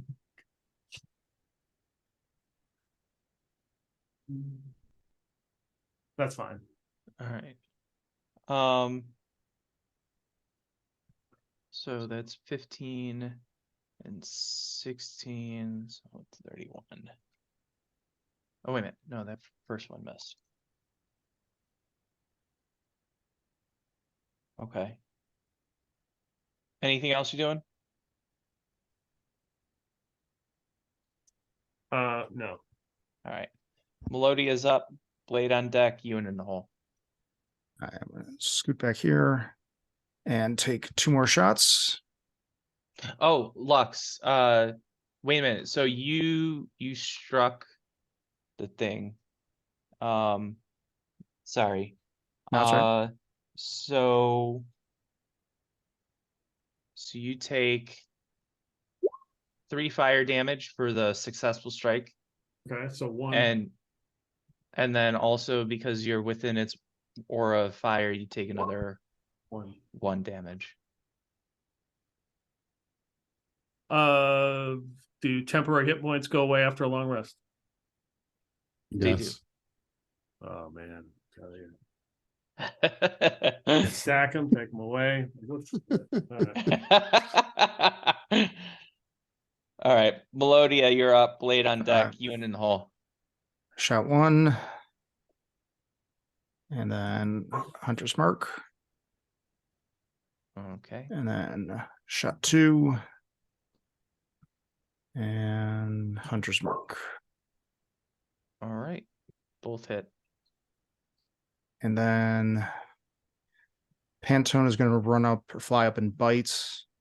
All he has is an elemental bite, and I'm pretty sure it's going to be not super effective.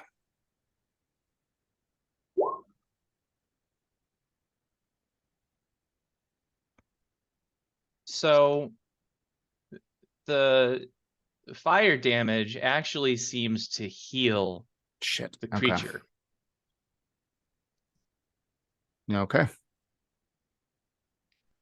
And then Pantone also, I know that Pantone's is resistant or immune. Let me.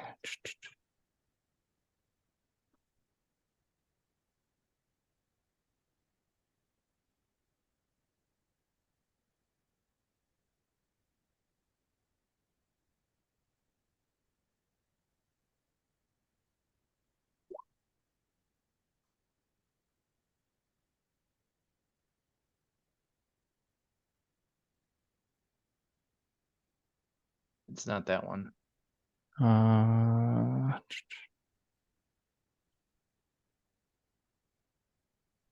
It should say on Pantone's character sheet. oh,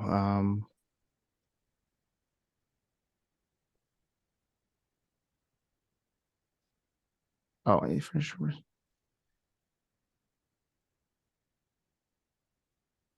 Immunity says immune.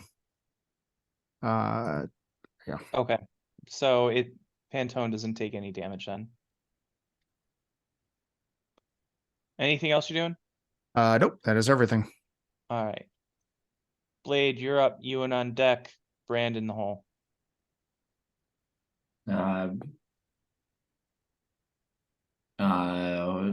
He's got out a silver throwing dagger. He's gonna use his use object interaction to pull out a keen dagger. And Blade is going to run up to get as close as he can and hit him with swipe with both daggers. Well, yeah, keen is a magic one. So, and he gets sneak attack. You got keen. Okay. And That's a hit. That's a miss.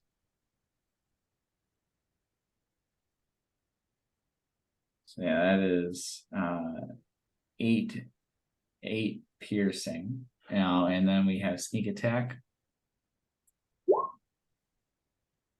for another 16. Okay. All right. Anything else you're doing?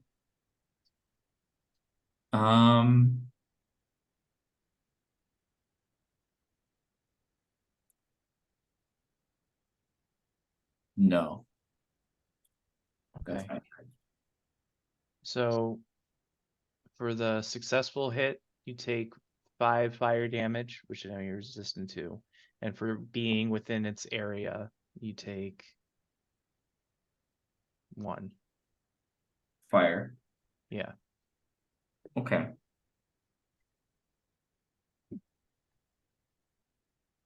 Ewan, you're up. Brandon 1 on deck. Fireball in the hole.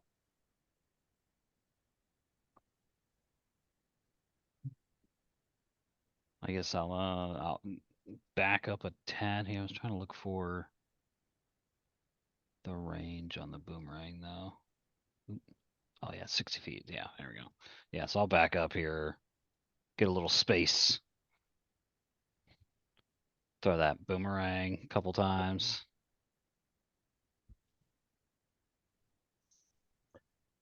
Oh, Frank, Pantone didn't take any damage from that initial fireball then. Oh, okay, yeah. So Pantone should be undamaged. Got it. And both of those hit Ewan. Excellent. I think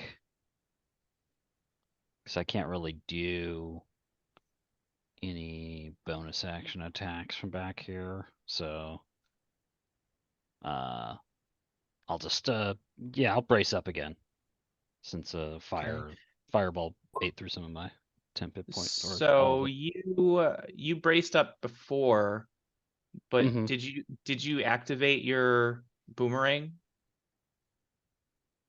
Because I forgot that you need to use a bonus action to activate it. Oh shit, it does say that. All right, yeah, I guess I don't. So Yeah. we'll say that you're using that bonus action now, so you can't brace up again. Yeah, I won't do that. Yeah, we're good. Got it. Okay, I didn't see that. that's fine. Okay. Anything else you're doing? Nope, I'm good. All right, Brand. So everyone's now crowded around it, so I can't try that same thing again. Luckily, I did switch out a cantrip for these sorts of enemies. Wait, why is it not working?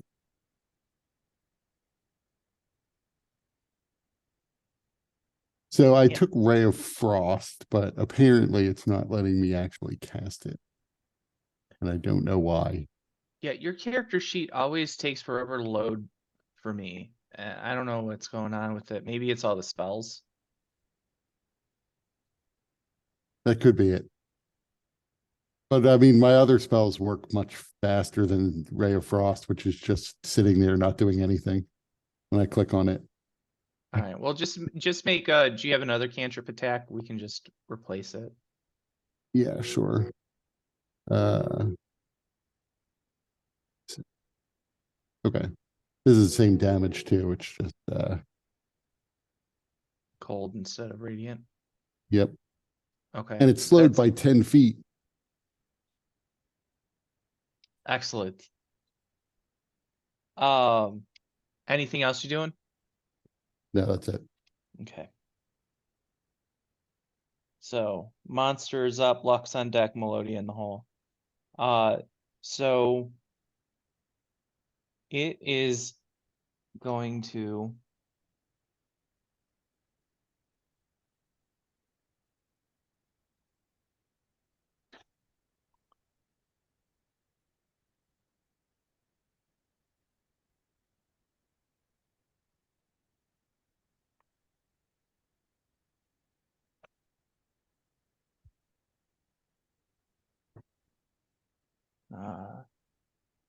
so the creature is actually going to move here, engulfing Lux. So Lux, give me a dexterity save.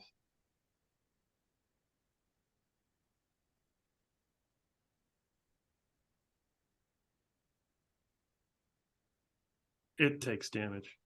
All right. Do another one. Okay. So it's just a success. So, whoops. So, unsuccessful save, the creature can choose to be not. So you can choose to be pushed 5 feet back if you want.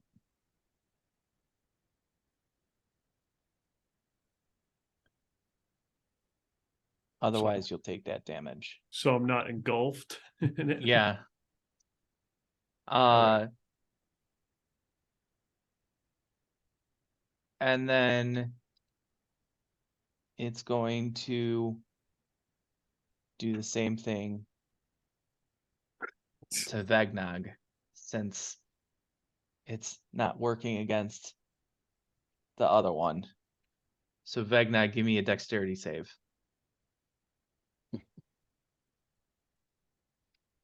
Oh, I forgot to recharge. See if it recharges. It does not recharge. Dustin's brought his rolls from Sunday. Oh no. I was talking, I was on mute. I'm gonna action point that. That's much better. Yes. Okay. So you can choose to be pushed just outside of its reach.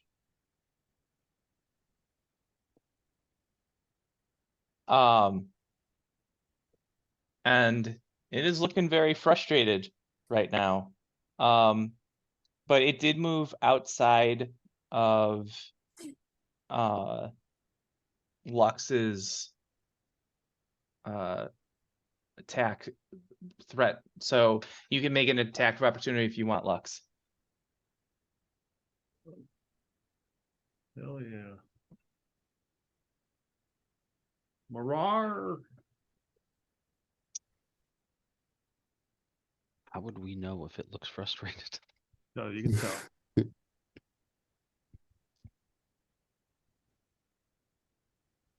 tell. So go ahead and describe the way it looks as you begin to kill it.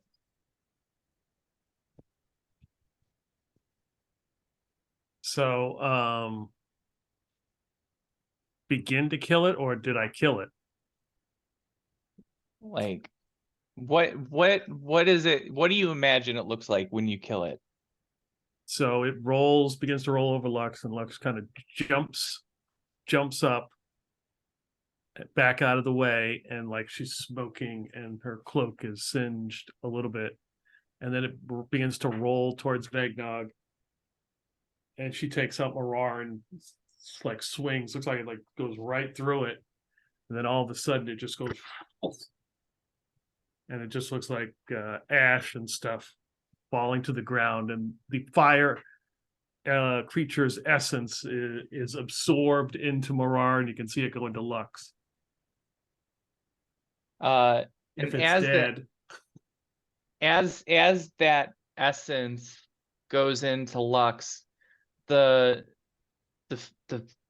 massive living fireball kind of begins to look like it kind of deflates, and the flames begin to recede a bit. Smoke is beginning to emanate from it, but then it collapses in incredibly quick and rebounds out, exploding.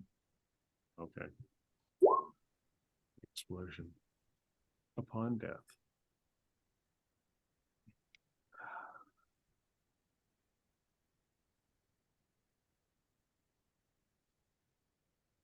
At least it's like guys with evasion who were up close and the immune one. Hey. Yeah, everybody's in range of that. That one's a bigger burst. It's 40-foot radius. God damn it.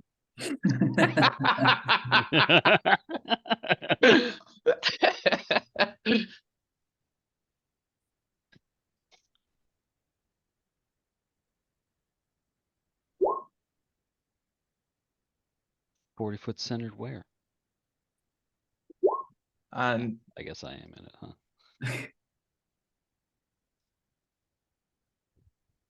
Do I need to roll for Pantone if he's immune? no. No.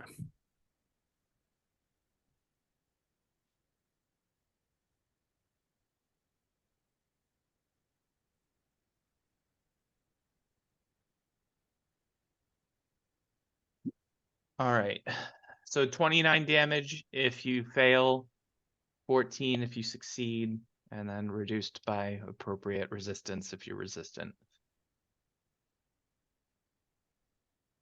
And with that, there's nothing left of the creature except for a mark upon the ground. where it sat.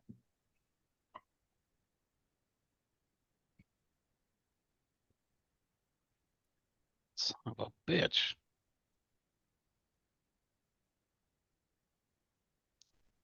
Blade kind of looks at it, this spot where like the singed spot where it just was, and he turns to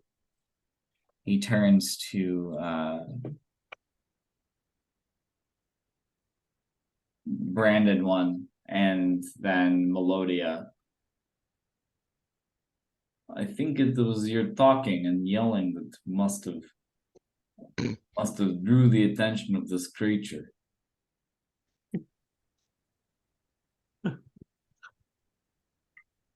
If we wish, I think we should be a bit more cautious now that we know there are creatures of living fire that will attack us at unawares.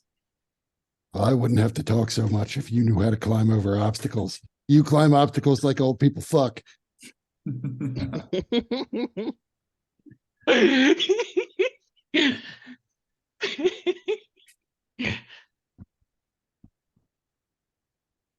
Fuck.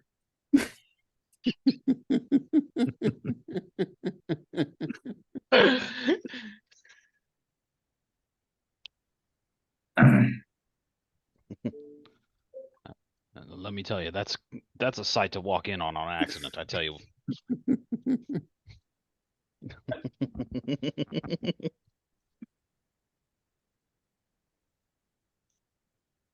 So I'm going to kneel down and use a healing kit on myself as I am pretty beaten up.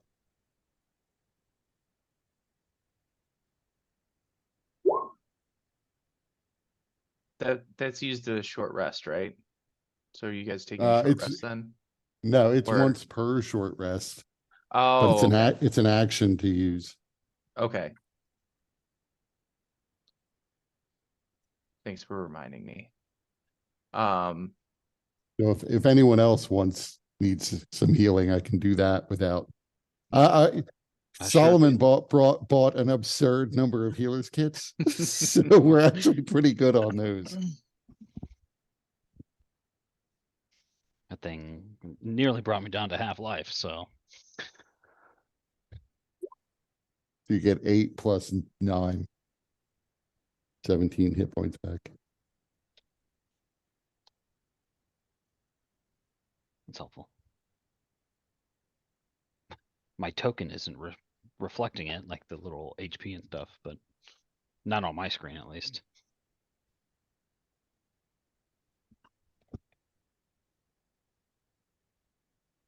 but it is on the display screen, right? It does weird. look like it, yeah. It's very strange. So is anybody else injured? Yeah, I'm down a little bit. I'm down about 20 right now. Thank you. 20? That's 16 back. About right.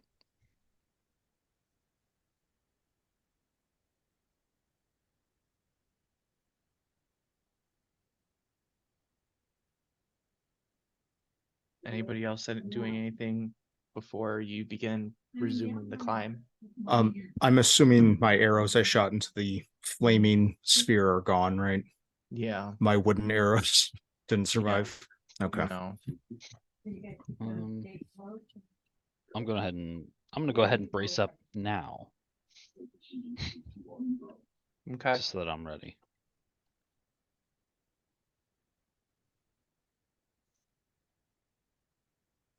Yeah, I'm also going to cast Cure Wound on myself. Or Close Wound, I mean. And then spend a hit. I think maybe I might take that. One of those.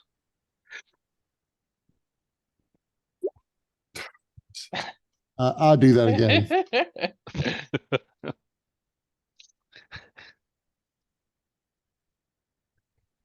I will take one. It's like, pass that good shit over here. Mine's real good for me, so because I get double that. Hawk, I'm gonna use my tireless feats to give me some temporary hit points. Do you mind posting the ability in the chat? Yeah, 1 second.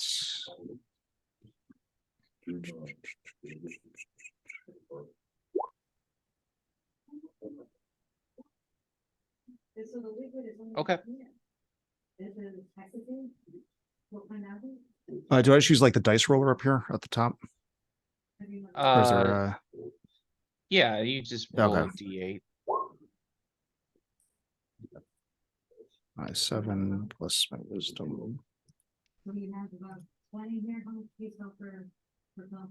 Yeah, I'm also gonna use my armor of faith to give myself temporary hit points. See, I set mine up inside my big old list of attacks and shit. I just put it in there. So I can just click on it and it'll roll it for me. Is there a way to add temporary HP? But no, Just below above your your hit current, points is temporary. Oh, awesome. Thank you. Yeah, it may not show up on your Yeah, it's fine. token, I'll but- keep track of it. Yeah. Yeah.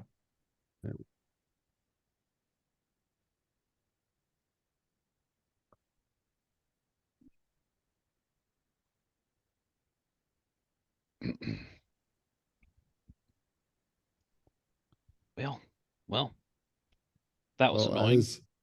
as even said, this is probably the guardian we were supposed to defeat. So it's smooth sailing from here on out. So how much progress have we made up the mountain? Maybe halfway up. Rebecca's Halfway up? Rebecca's Okay. like 60 feet down waving at us.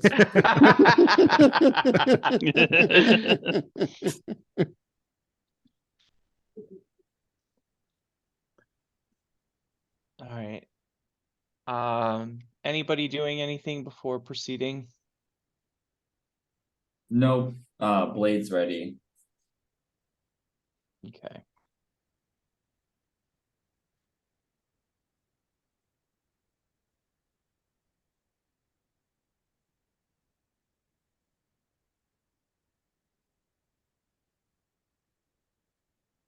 Okay. So, somebody that hasn't gone yet, imagine a challenge and how you would, and this time not only, or and continue to think about it, not only how you overcome it, but how you help others overcome it as well. Yeah, I got one. So Blade's gonna use acrobatics, and we run into this spot where there's some sheer climbing that's required. Mm-hmm. It's not quite vertical, but it can be kind of treacherous. As you step some of the as you're stepping up this kind of scree surface, there's some spots that are kind of soft. And so Blade uses his kind of lithe skills to get to the top, and he affixes a rope that will help the others get through this. Okay. And what skill, ability, or resource are you using in order to accomplish this? Acrobatics. Okay. All right. Yeah, so you're able to scale it fairly quickly. And you using I imagine maybe you take a few pitons from Ewan or Brand before proceeding up. Yeah, just And jam him into an oozy crevice or something. mm-hmm. And tie the rope and then also kind of anchor it yourself as well, just to kind of give it some extra stability. And yeah, that works really effectively. Now,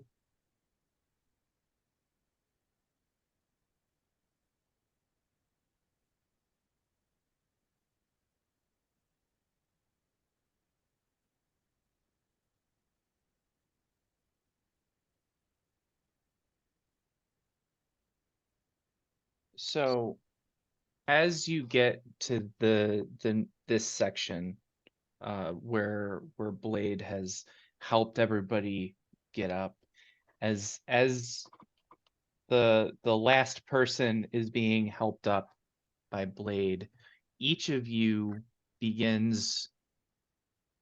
Actually, let's take a 5-minute break. Since Okay. Peter had to go take out the dogs, let's use that as an opportunity for a break. Right.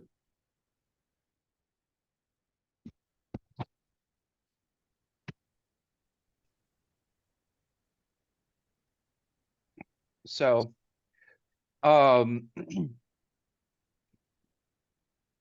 as you guys make it over this ledge that Blade has helped you get up, everybody begins to feel a rumbling, and you look up, Hungry.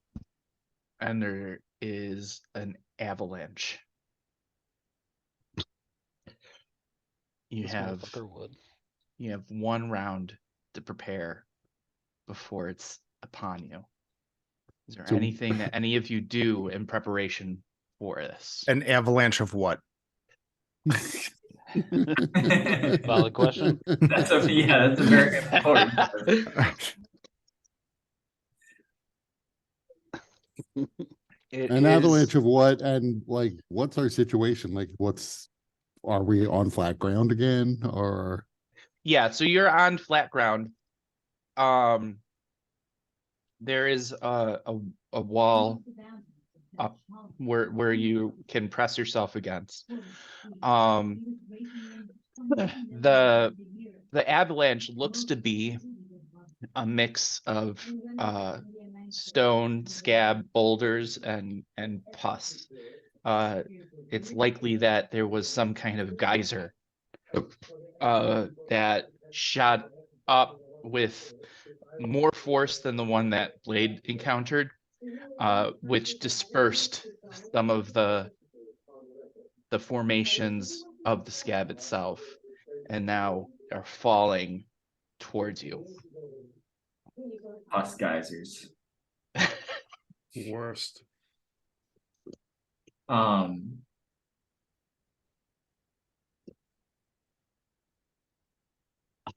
Blade doesn't have any sort of magic that can help him out, so his first instinct would be to hug the wall as tightly as possible and try to just keep his feet. Right. Take cover. Find cover behind something. So Sort of we didn't, outcropping. I suggested it, but we didn't actually say that we were using Wall of Stone to hide the vehicle. We were just leaving it in Trebek's hands. Yeah. So I would yell for everyone to get up against the wall. And then I cast Wall of Stone to essentially just put a cover over the top of us so that there's a curve for this avalanche to fall over. Okay. Each of you has time to react appropriately. And Kurt, what does it look like when Brand is casting this? So once everyone is closer to the wall, you just see the silver flame flares in Brand's eyes, and essentially out of the side of the mountain, although really out of nowhere, you begin to see just sheets of stone come shooting out and cover us in like a bubble that completely obscures us from sight. So even despite the thickness of the wall, you can hear the pounding from the outside as the boulders of scab material fall, just as heavy and just as solidly as any rock you might expect. You can hear the resonance building, and then after a few moments, there's just the pick of pebbles, just pecking on the outside, and then after a few moments, there's not even that. Good thinking. Brandon. Then I stop concentrating and the wall just evaporates, cracks into little stones, and then vanishes into the air. Nice. Well played. Everything on top of the wall now crashes down on us.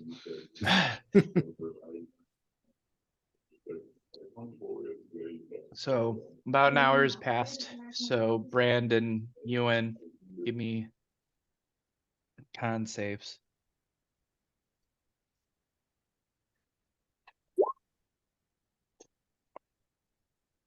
Was beginning to think I would never actually do well on a skill check in this whole session.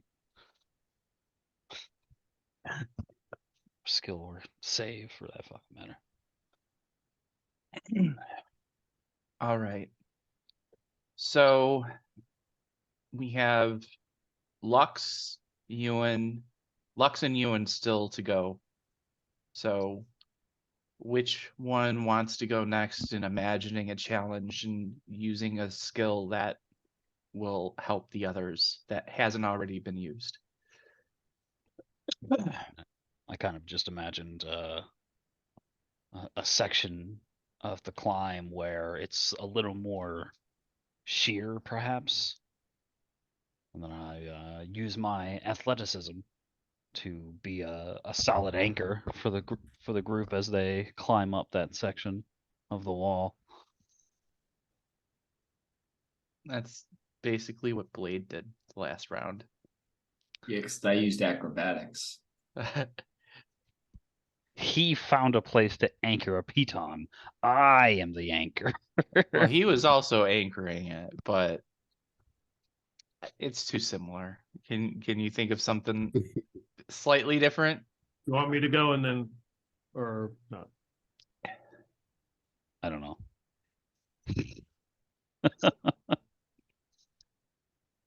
You want to use athletics, so maybe the avalanche has left some boulders that have blocked the path ahead, and you can use your athletics to try and lodge them free in a way where you can send them down and free up the path. Do you want to do that? Or do you have a different idea in mind?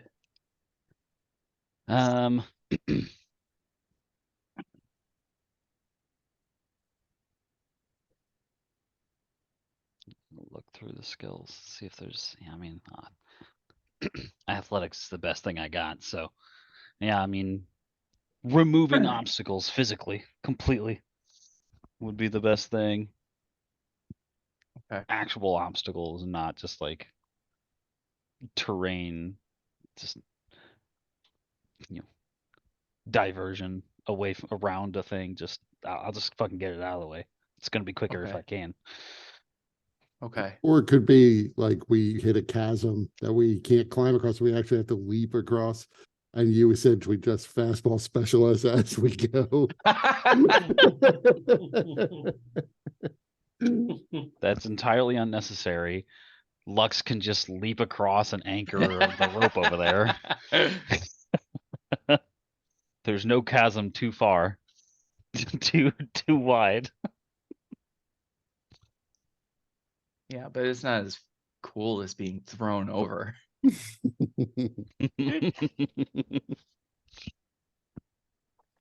Some combination of the two. How about that? Okay. So go ahead and roll me athletics.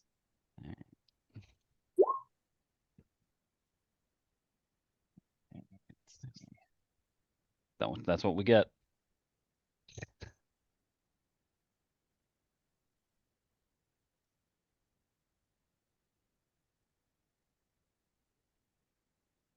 Okay.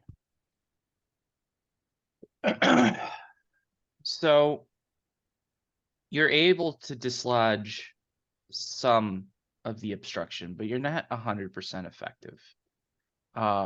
It doesn't cause you any injury in doing so or set you back at all, but you're not able to completely clear it. Is there anything else that you can think that you can do to get more of this moving? I have a crowbar. Okay. Do you want to use a crowbar then? Yeah, I mean, I would certainly more easily be able to crank something out of the way. Okay, give me another athletics check, this time with advantage. All right, so this allows you to clear it all out. And you're able to proceed up. An hour has passed. So Ewan and Brand, give me your con saves.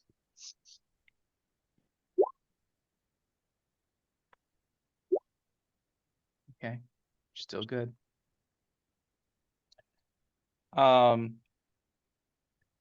As you guys continue to climb, the air begins to become somehow even more hot and humid. It is becoming more and more intense, and there is suddenly an incredible gust of wind that crosses the area.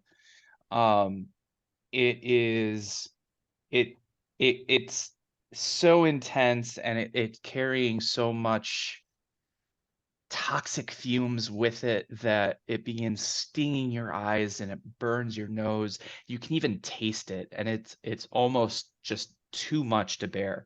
So everybody, regardless of resistance to fire, give me Constitution saves. Oh wow, it's like whiplash fire damage.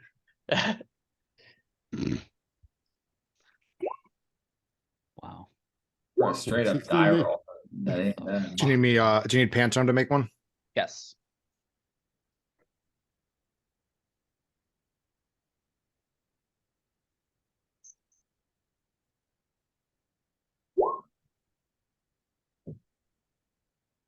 Okay. We got.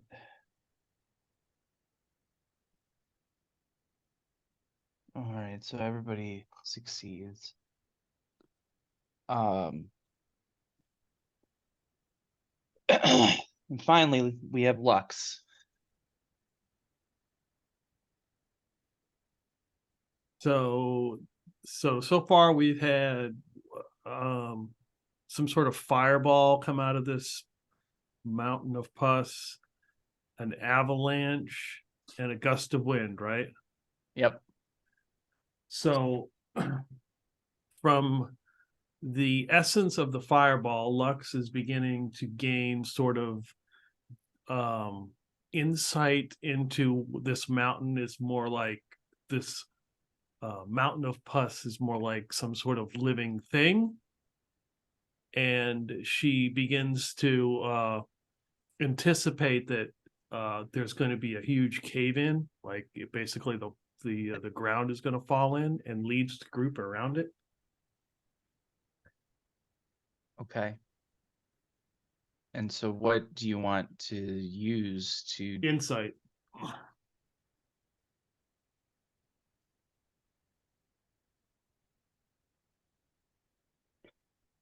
I will allow it with disadvantage.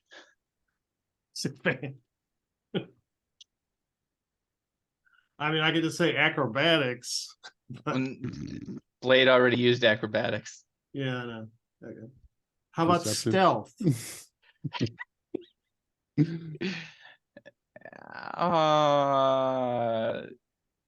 What do you imagine you are stealthing or hiding from? Maybe flying walking a fucking fireballs. particular pattern, not to disrupt this area that it caves in.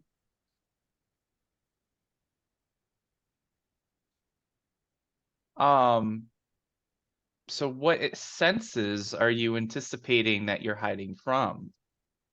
Like, because if this thing, if Lux's assumption is correct and it's alive, how is it detecting you? Wait, why is my camera all of a sudden like off?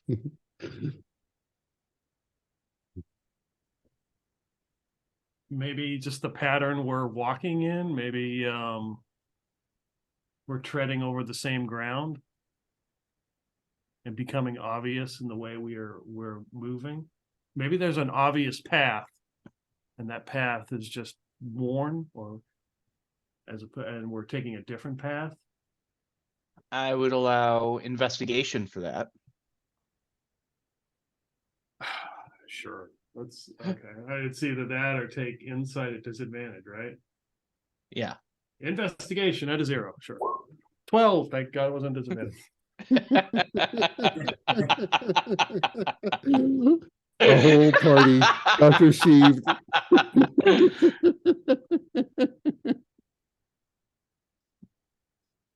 Okay.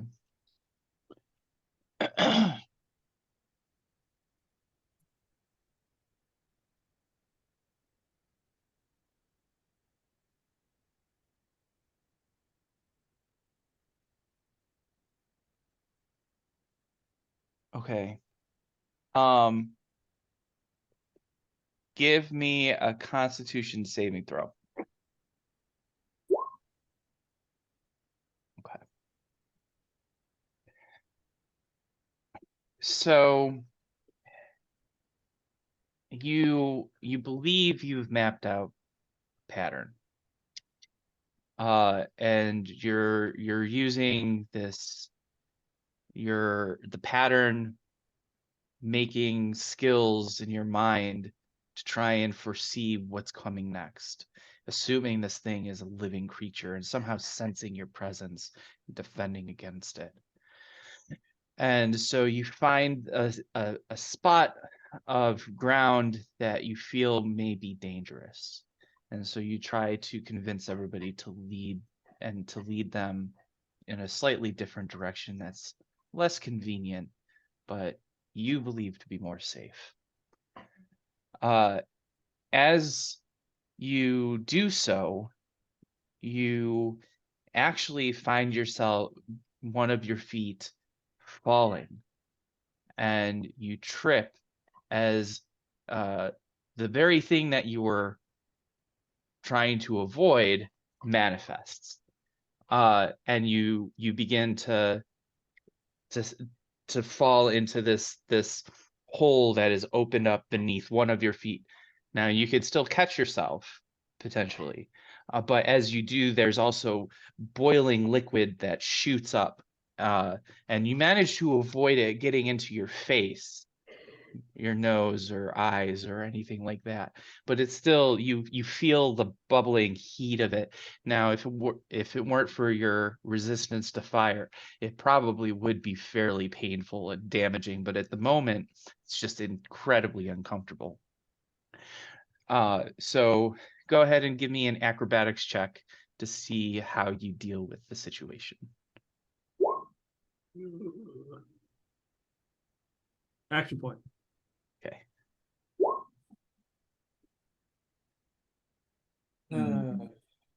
Another action. That score sucks. There you go. That's better. But Do it again. Do it. Yeah. Confirm Defeat to the mountain. destroy the mountain. yeah, let's see what happens. Okay. So you managed to have this potentially disastrous situation actually become quite advantageous, because as you do all of this, you manage to pull your foot out, and you manage to very gracefully spin out of it, and you can see now that both paths that you chose were probably dangerous, but you're able to find the path in between and lead everybody through that. And afterwards, there's no other sinkholes that open up. Now in your head, you're sure that this was you sensing the intentions of the mountain, trying to defend it against you. Whether that's true or not, who knows? But you believe it, and that's all that matters. And I come to the realization, even if I kill it, I can't get any more temporary HP and it doesn't stack, so I continue.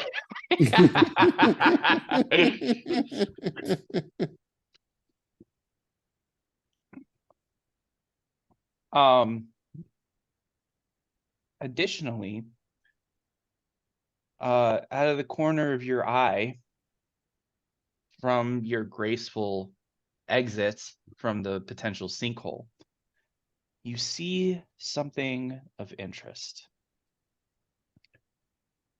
And let's see what it is that you find.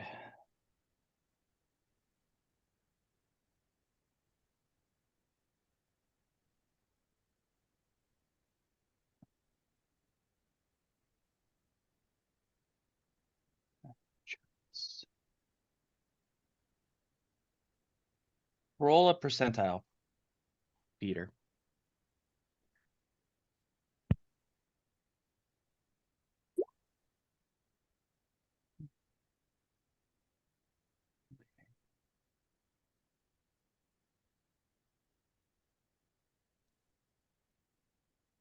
Roll a d10.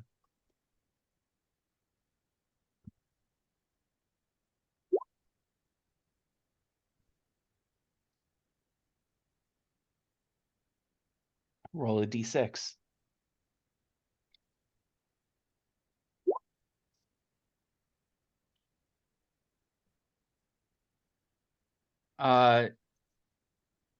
So from the corner of your eye, you see a glint, like a shine that catches your eye. And you go over to investigate, and you find a pair of goggles. Okay. They're not burned up. They're not burned up. It may be cause for concern because if there are goggles up this high in the mountain, who knows what you guys are about to encounter. But you do find these goggles.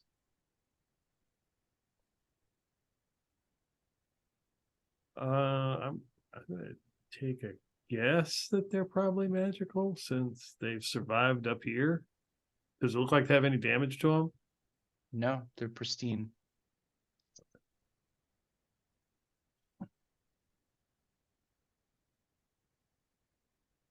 Nice, it's raining.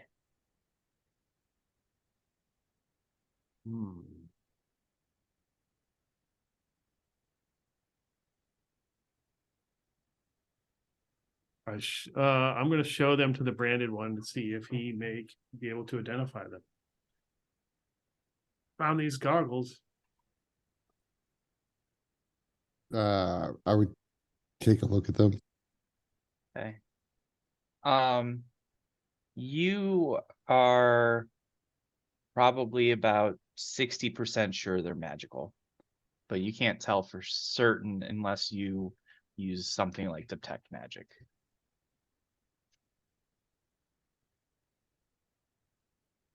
Yeah, I mean, I would probably. I figure we will. Well, I guess I'll talk in character. I could use my wand to figure out if these are magical, but as you've surmised, since we found them up here and they seem to be in such good condition, there's a very good chance that they are. I would rather use the wand later if we need to and just identify them then. Whatever they are, I mean, we could risk trying to put these on now and seeing if you can determine how they work. If not, we'll have to investigate them later anyway. So we might as well save the charge on the wand, as I only have 3. Makes sense. I put them on. Activating the curse. The curse of fashion. That's right. Bam.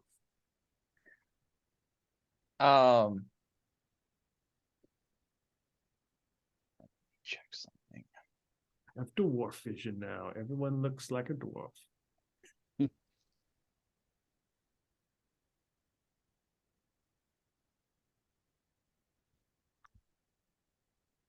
mean, strange that someone would leave them on the side of the mountain. but perhaps it was that they were wearing them and the effects of the heat left them so delirious they took them off and dropped them. Or if they're magical, it's the only thing they were left. And the corpse just turned to ash. So as you put on the goggles, you find the acuity of your vision goes up substantially, and you seem to be able to see farther. In addition, Cataracts be you can damned. see more clearly.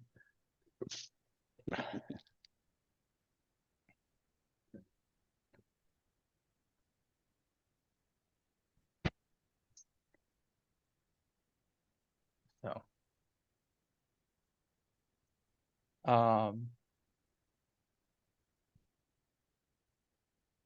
so yeah, so while you're wearing them, you have advantage on your perception checks that require sight.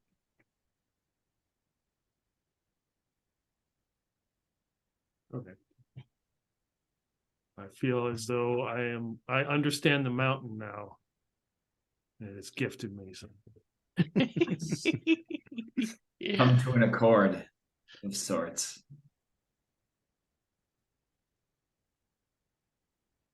All right, so an I hour imagine has Lux is wearing these like super thick Coke bottle glasses.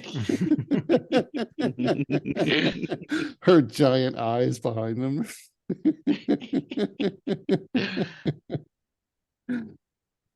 Well, it's certainly a good look. Of course, there.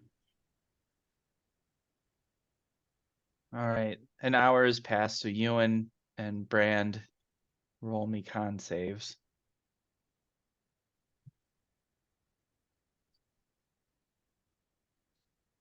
Uh-oh.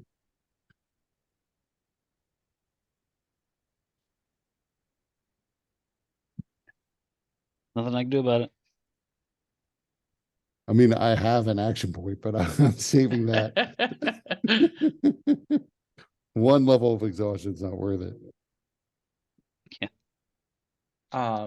Yeah, the heat finally takes its toll on the both of you, and you both begin to suffer, gaining a level of exhaustion. Of course.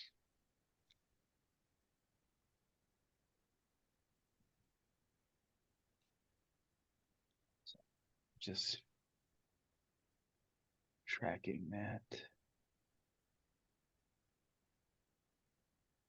on the sheet.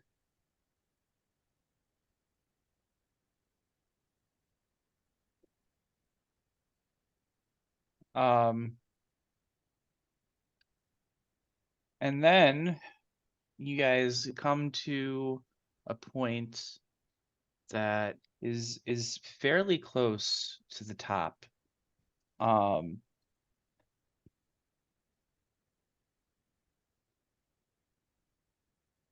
not close Each of enough.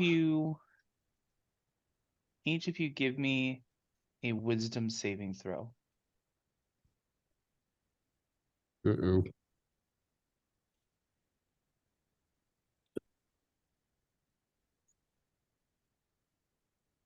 Mm.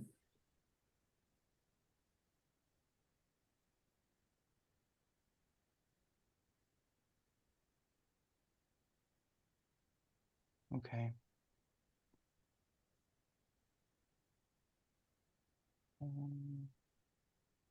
Maybe you had made it.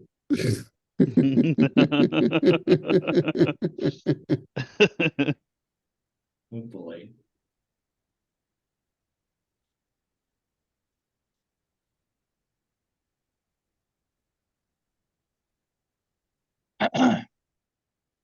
All right, so each of you except Ewan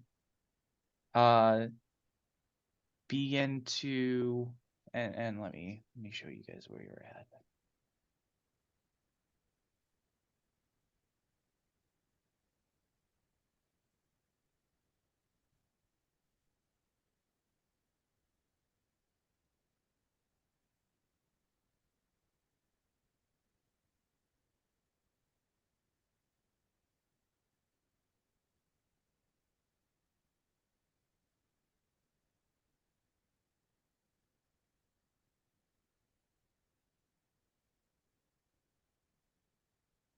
right. So this isn't necessarily where you guys are, and Trebek is not here. But right at this point, each of you except Ewan sees something that is enticing. And you, whatever it is that you see, whether it's a loved one, some desired object sitting on a pedestal, maybe a ham sandwich, something that you really are craving, just causes your mouth to water and your desire just begins to flood your emotions to the point where you just can't control yourself. And you want to run out to grab it. Only Ewan is free of this effect.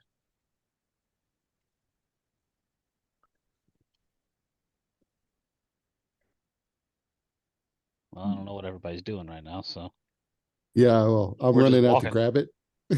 I activate my ring of jumping and jump there.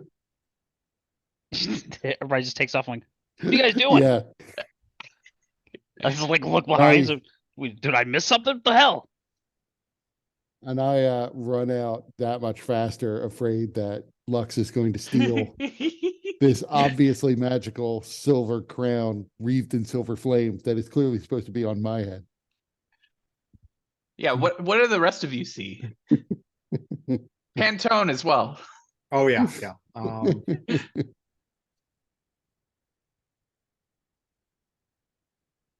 Trying to think.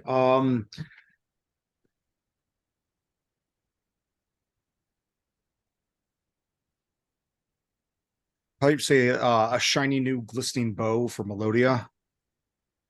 And Pantone is just a pile of steaks. And I'm sorry, where's this? Right here. Oh, ooh, okay. It's okay. The crown says clearly on it grants fire resistance. Oh, okay, great.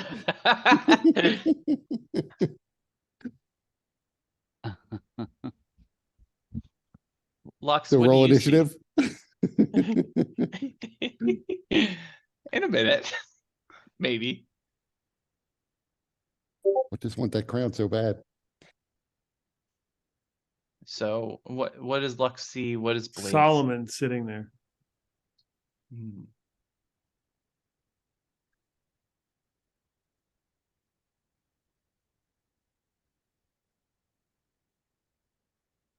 I think I can get to like right there. With your jump, you can get here with that single leap. Boom.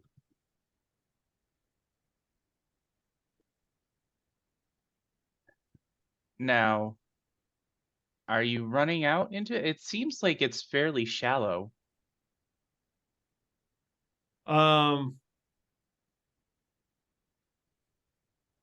Is that like liquid hot magma? No, it's more like pus. It's steamy a little bit, but you have fire resistance. Well, so the image I see is in it. Yes. Well, gonna go in it to win it. There we go. Yeah, you're gonna need more than fire resistance to live through that pus. Yeah, it's like whiplash damage. I'm sorry, what did Blade see? Blade sees an image of half Decana, which was the person he worked with. So he sees him dressed up in his dress uniform.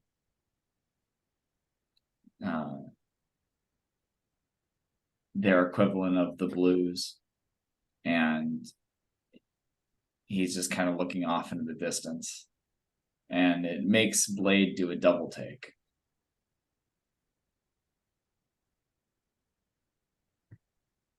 All right.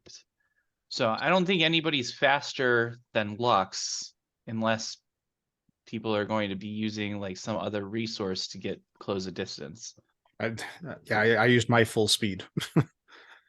I took a movement, so if I Yeah, dash, I yeah. would move twice that minute. Okay. I guess I'm just gonna run after people. Um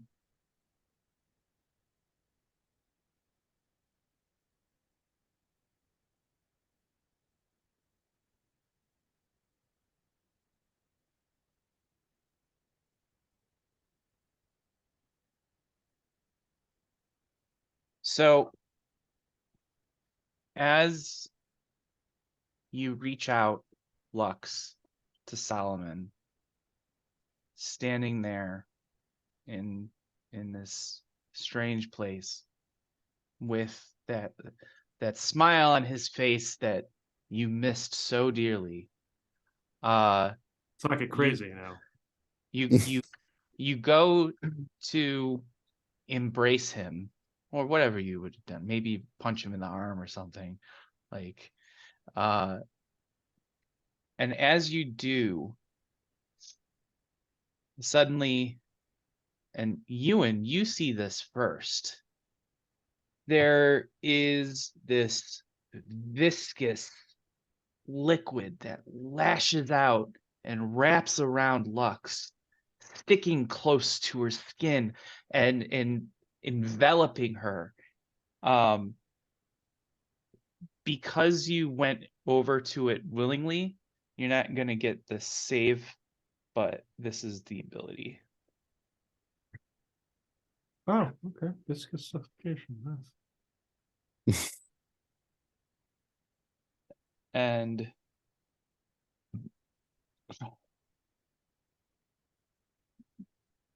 this is the thing.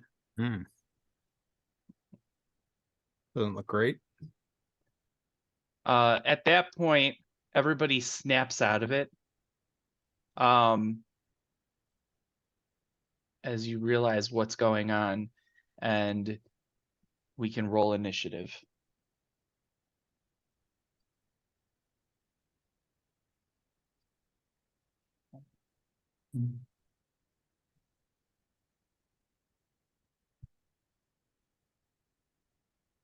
Advantage, and I still got an 8.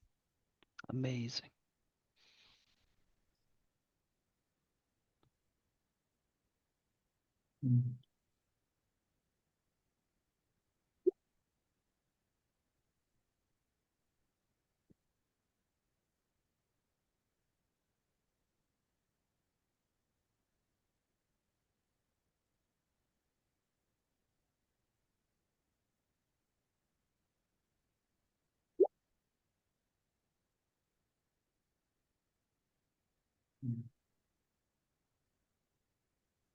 Okay, everybody roll.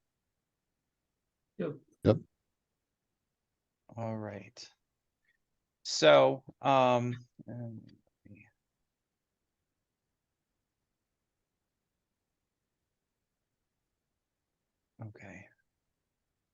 So, Melodia, you're up. Branded one on deck. Lux in the hole. Can I see this thing? All This you black see puddle? is this viscous ooze wrapped around Lux.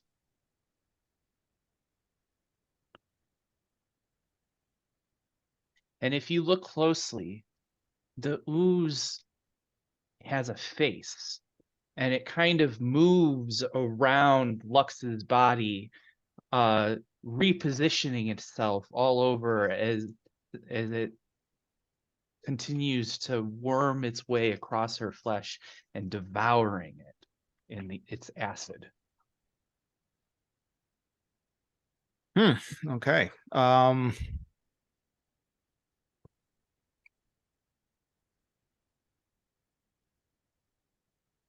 am not sure what to do. Um,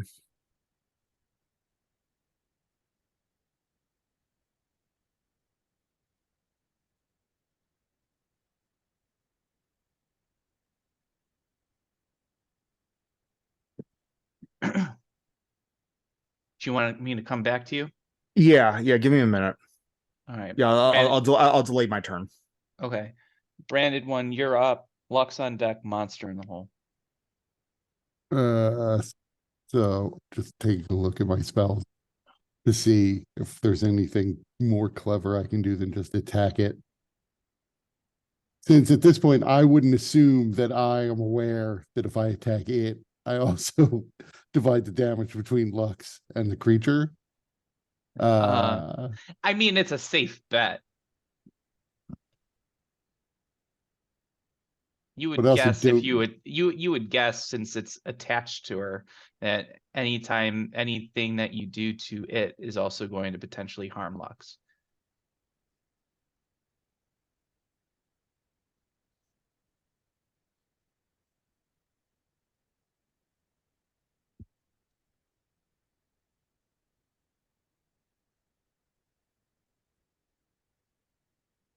Oh, also Lux, you can't breathe. Okay. right. That's the other thing. So Well, I'm definitely not going to let's- be detaching her.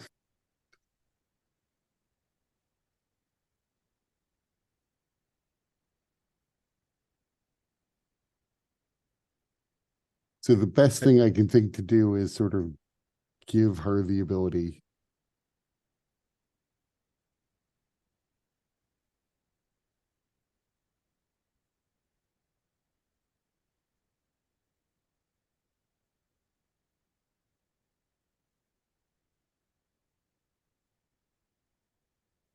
After the Brian one, I'm ready to go.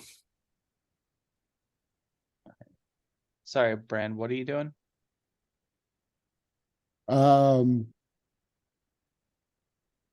So I don't know that I have a good thing to do, but I am going to try to give her the ability to free herself by polymorphing her into a T-Rex.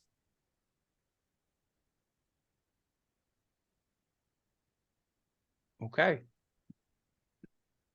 You know, you can choose not to be polymorphed into a T-Rex and make a saving throw.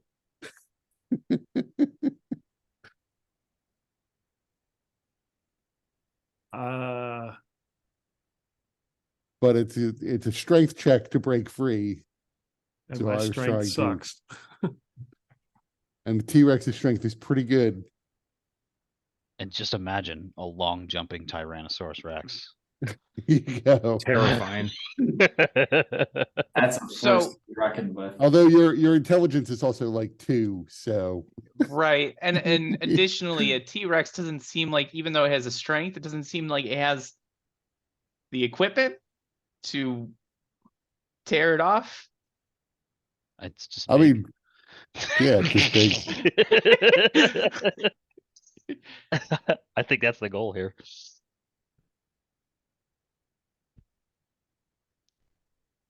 I mean, I don't really know. I don't know exactly how it's attached. I imagine it being sort of sticky, so it Mhm. can still sort of bite at it and try to scrape it off.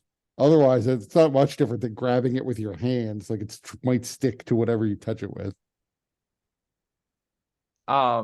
But in any event, that was my idea. Give her something with a 20 or a 19. I forget. I can't pull it up. I think it is a 19 con and a 25 strength though. So that's a really good strength and several extra rounds potentially of not dying to suffocation. Because I don't imagine she'd left in there and then held her breath. Are you intentional? Just wanted to clarify, because you can always use the original, but this looks like not my version. So Oh, I didn't did realize you? your version was different. Yeah. How is your version different? Let me bring it up. I marked the ones that are different with an HR just for house rule. So yeah, I didn't realize yours was different. Yeah, polymorph is one of those spells that I took a long time to try and figure out how to make it not. I'm seeing a T-Rex with 25 strength and 19 con. Yeah. Okay, so My version of polymorph, the spell transforms a creature that you can see within range into a new form. An unwilling creature gets to make a save, so that's the same. When you cast the spell, you decide whether the target will take on a battle form, stealth form, or baleful form, each of which is described below. You can determine the physical appearance of the form taken. The transformation lasts for the duration or until the target drops to 0 hit points or dies. While in this form, the target can't speak, cast spells, or take any other action that requires hands, speech, or activates equipment. The battle form, while transformed, the target gains the following benefits: 25 temporary hit points. If any of these remain when the spell ends, they are lost. The target grows to large or huge size unless they're already larger. The target's movement increases to 40 feet unless they already have a faster movement speed. The target loses any additional movement speeds. Instead, they choose one of the following secondary movement speeds: climb 40, swim 60. If the target is granted a swim speed, they can breathe both air and water. The target loses their normal attack options. Instead, they gain a melee attack and a ranged attack. When the target takes the attack action, they can either make up to 2 melee attacks or a single ranged attack. Both the melee and ranged attack uses your spell attack bonus. So your spell attack bonus, Kurt. The melee attack has a 10-foot reach and deals 3d12 plus your spellcasting modifier. The ranged attack has a range of 50 feet / 100 feet and deals 8d6 plus your spellcasting modifier. When you first cast this spell, you choose whether the attacks deal bludgeoning, piercing, or slashing damage. And then finally, when the target takes the attack action, they can make two attacks instead of one. So my real goal was to give her a higher strength and con.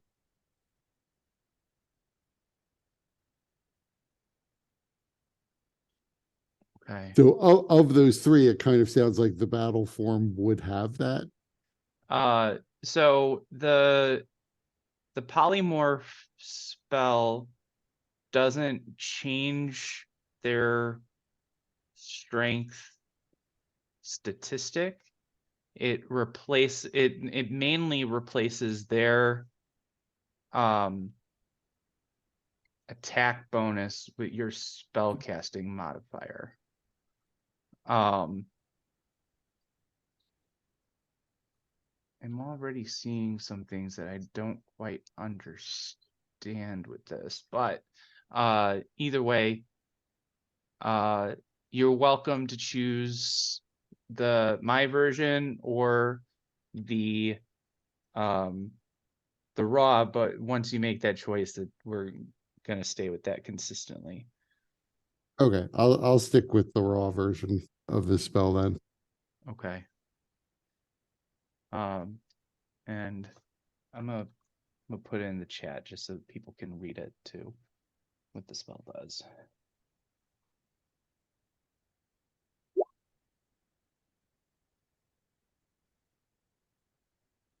So is Luck trying to resist this transformation? No.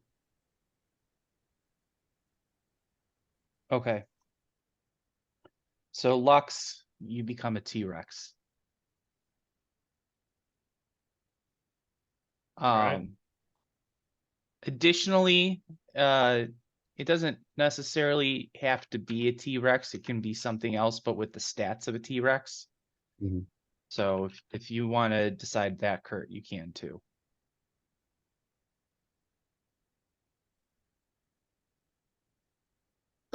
Yeah, I mean, this is how I was sort of thinking of it. He doesn't know what this is. Bran doesn't know what this thing is. He thinks it's something that's living in this hot pus. So Mhm. he was imagining step one is for Lux to like either rip away from it running off or just drag it out of the hot pus where we can wail on it and not drown in the hot pus. So, there are dinosaurs in Eberron. So, yeah, I would go with T-Rex. Okay. He hasn't really thought through all of like I said, he doesn't really know what this attaching effect is. He thinks she's being grappled by something trying to drag her into the hot pus. Okay, let me see.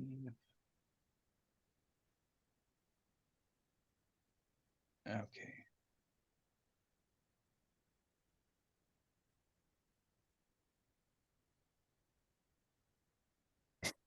That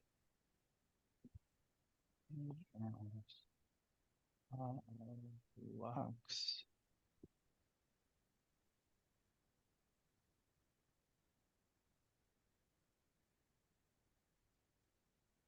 Okay, so now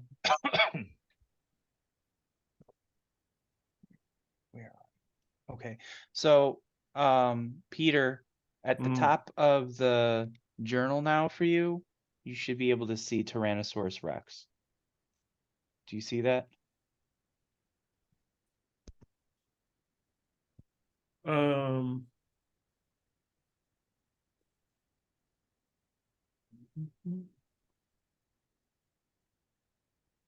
Okay. Yep. Yep. See it. See it. See it. Okay, so now you have the stats. Okay. Cool. Yeah. Frank put the same ones that Frank put in there. Okay. Yeah. Okay. Cool. So now you have 136 hit points, although suffocation is more likely to kill you than hit point damage. And then again, it did a lot of acid damage, so who knows? So,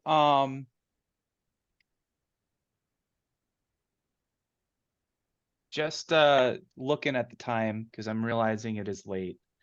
Do you guys, because this battle may take some time still, do you guys want to pause this until next time? Or do you want to power through? I'm fine to go forward. I'm a little curious whether or not Lux is going to suffocate to death. I mean, I'm good till 1, but I also have no problem if people want to call it here. So that I leave it up to other people. I have to work and I have to run my D&D game tomorrow. Okay. All Fair right, yeah, enough. that's fine. All right. All right. So we will pause it there on that cliffhanger with Lux just having been transformed into a T-Rex. And And we just have to remember to go back to Melodia. Yeah, Yeah, I'm writing a note. okay, cool. Yeah, and that's actually a good idea. I'll write a note in the where is it? The time rest and status.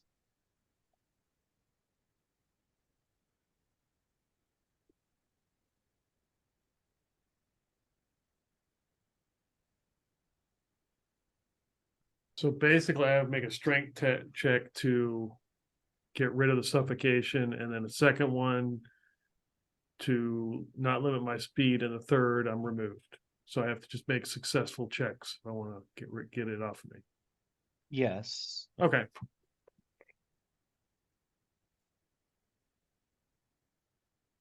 Okay, so I have everything tracked.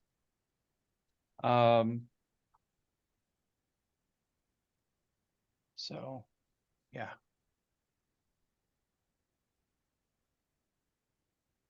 All right. What do people think?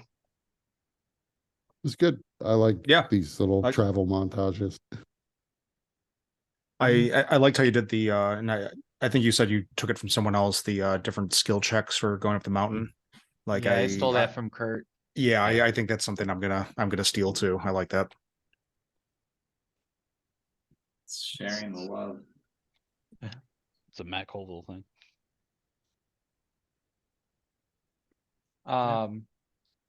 Well, I Well, it's a appreciate 4th edition thing. everybody. Appreciate everybody playing tonight. Is everybody good for 2 weeks? Could be. Mhm. Yeah. Uh, As far as I know. all right, so I may not be actually looking at the date. That's the anniversary of my dad's passing. So I don't know. I'll let people know late next week. Okay. If we'll be playing or not. All right, that's good. All right. All right. Thanks a lot, everybody. Yep. Take All right. care. Have a good Bye. night. Catch you guys later. So yeah. Bye.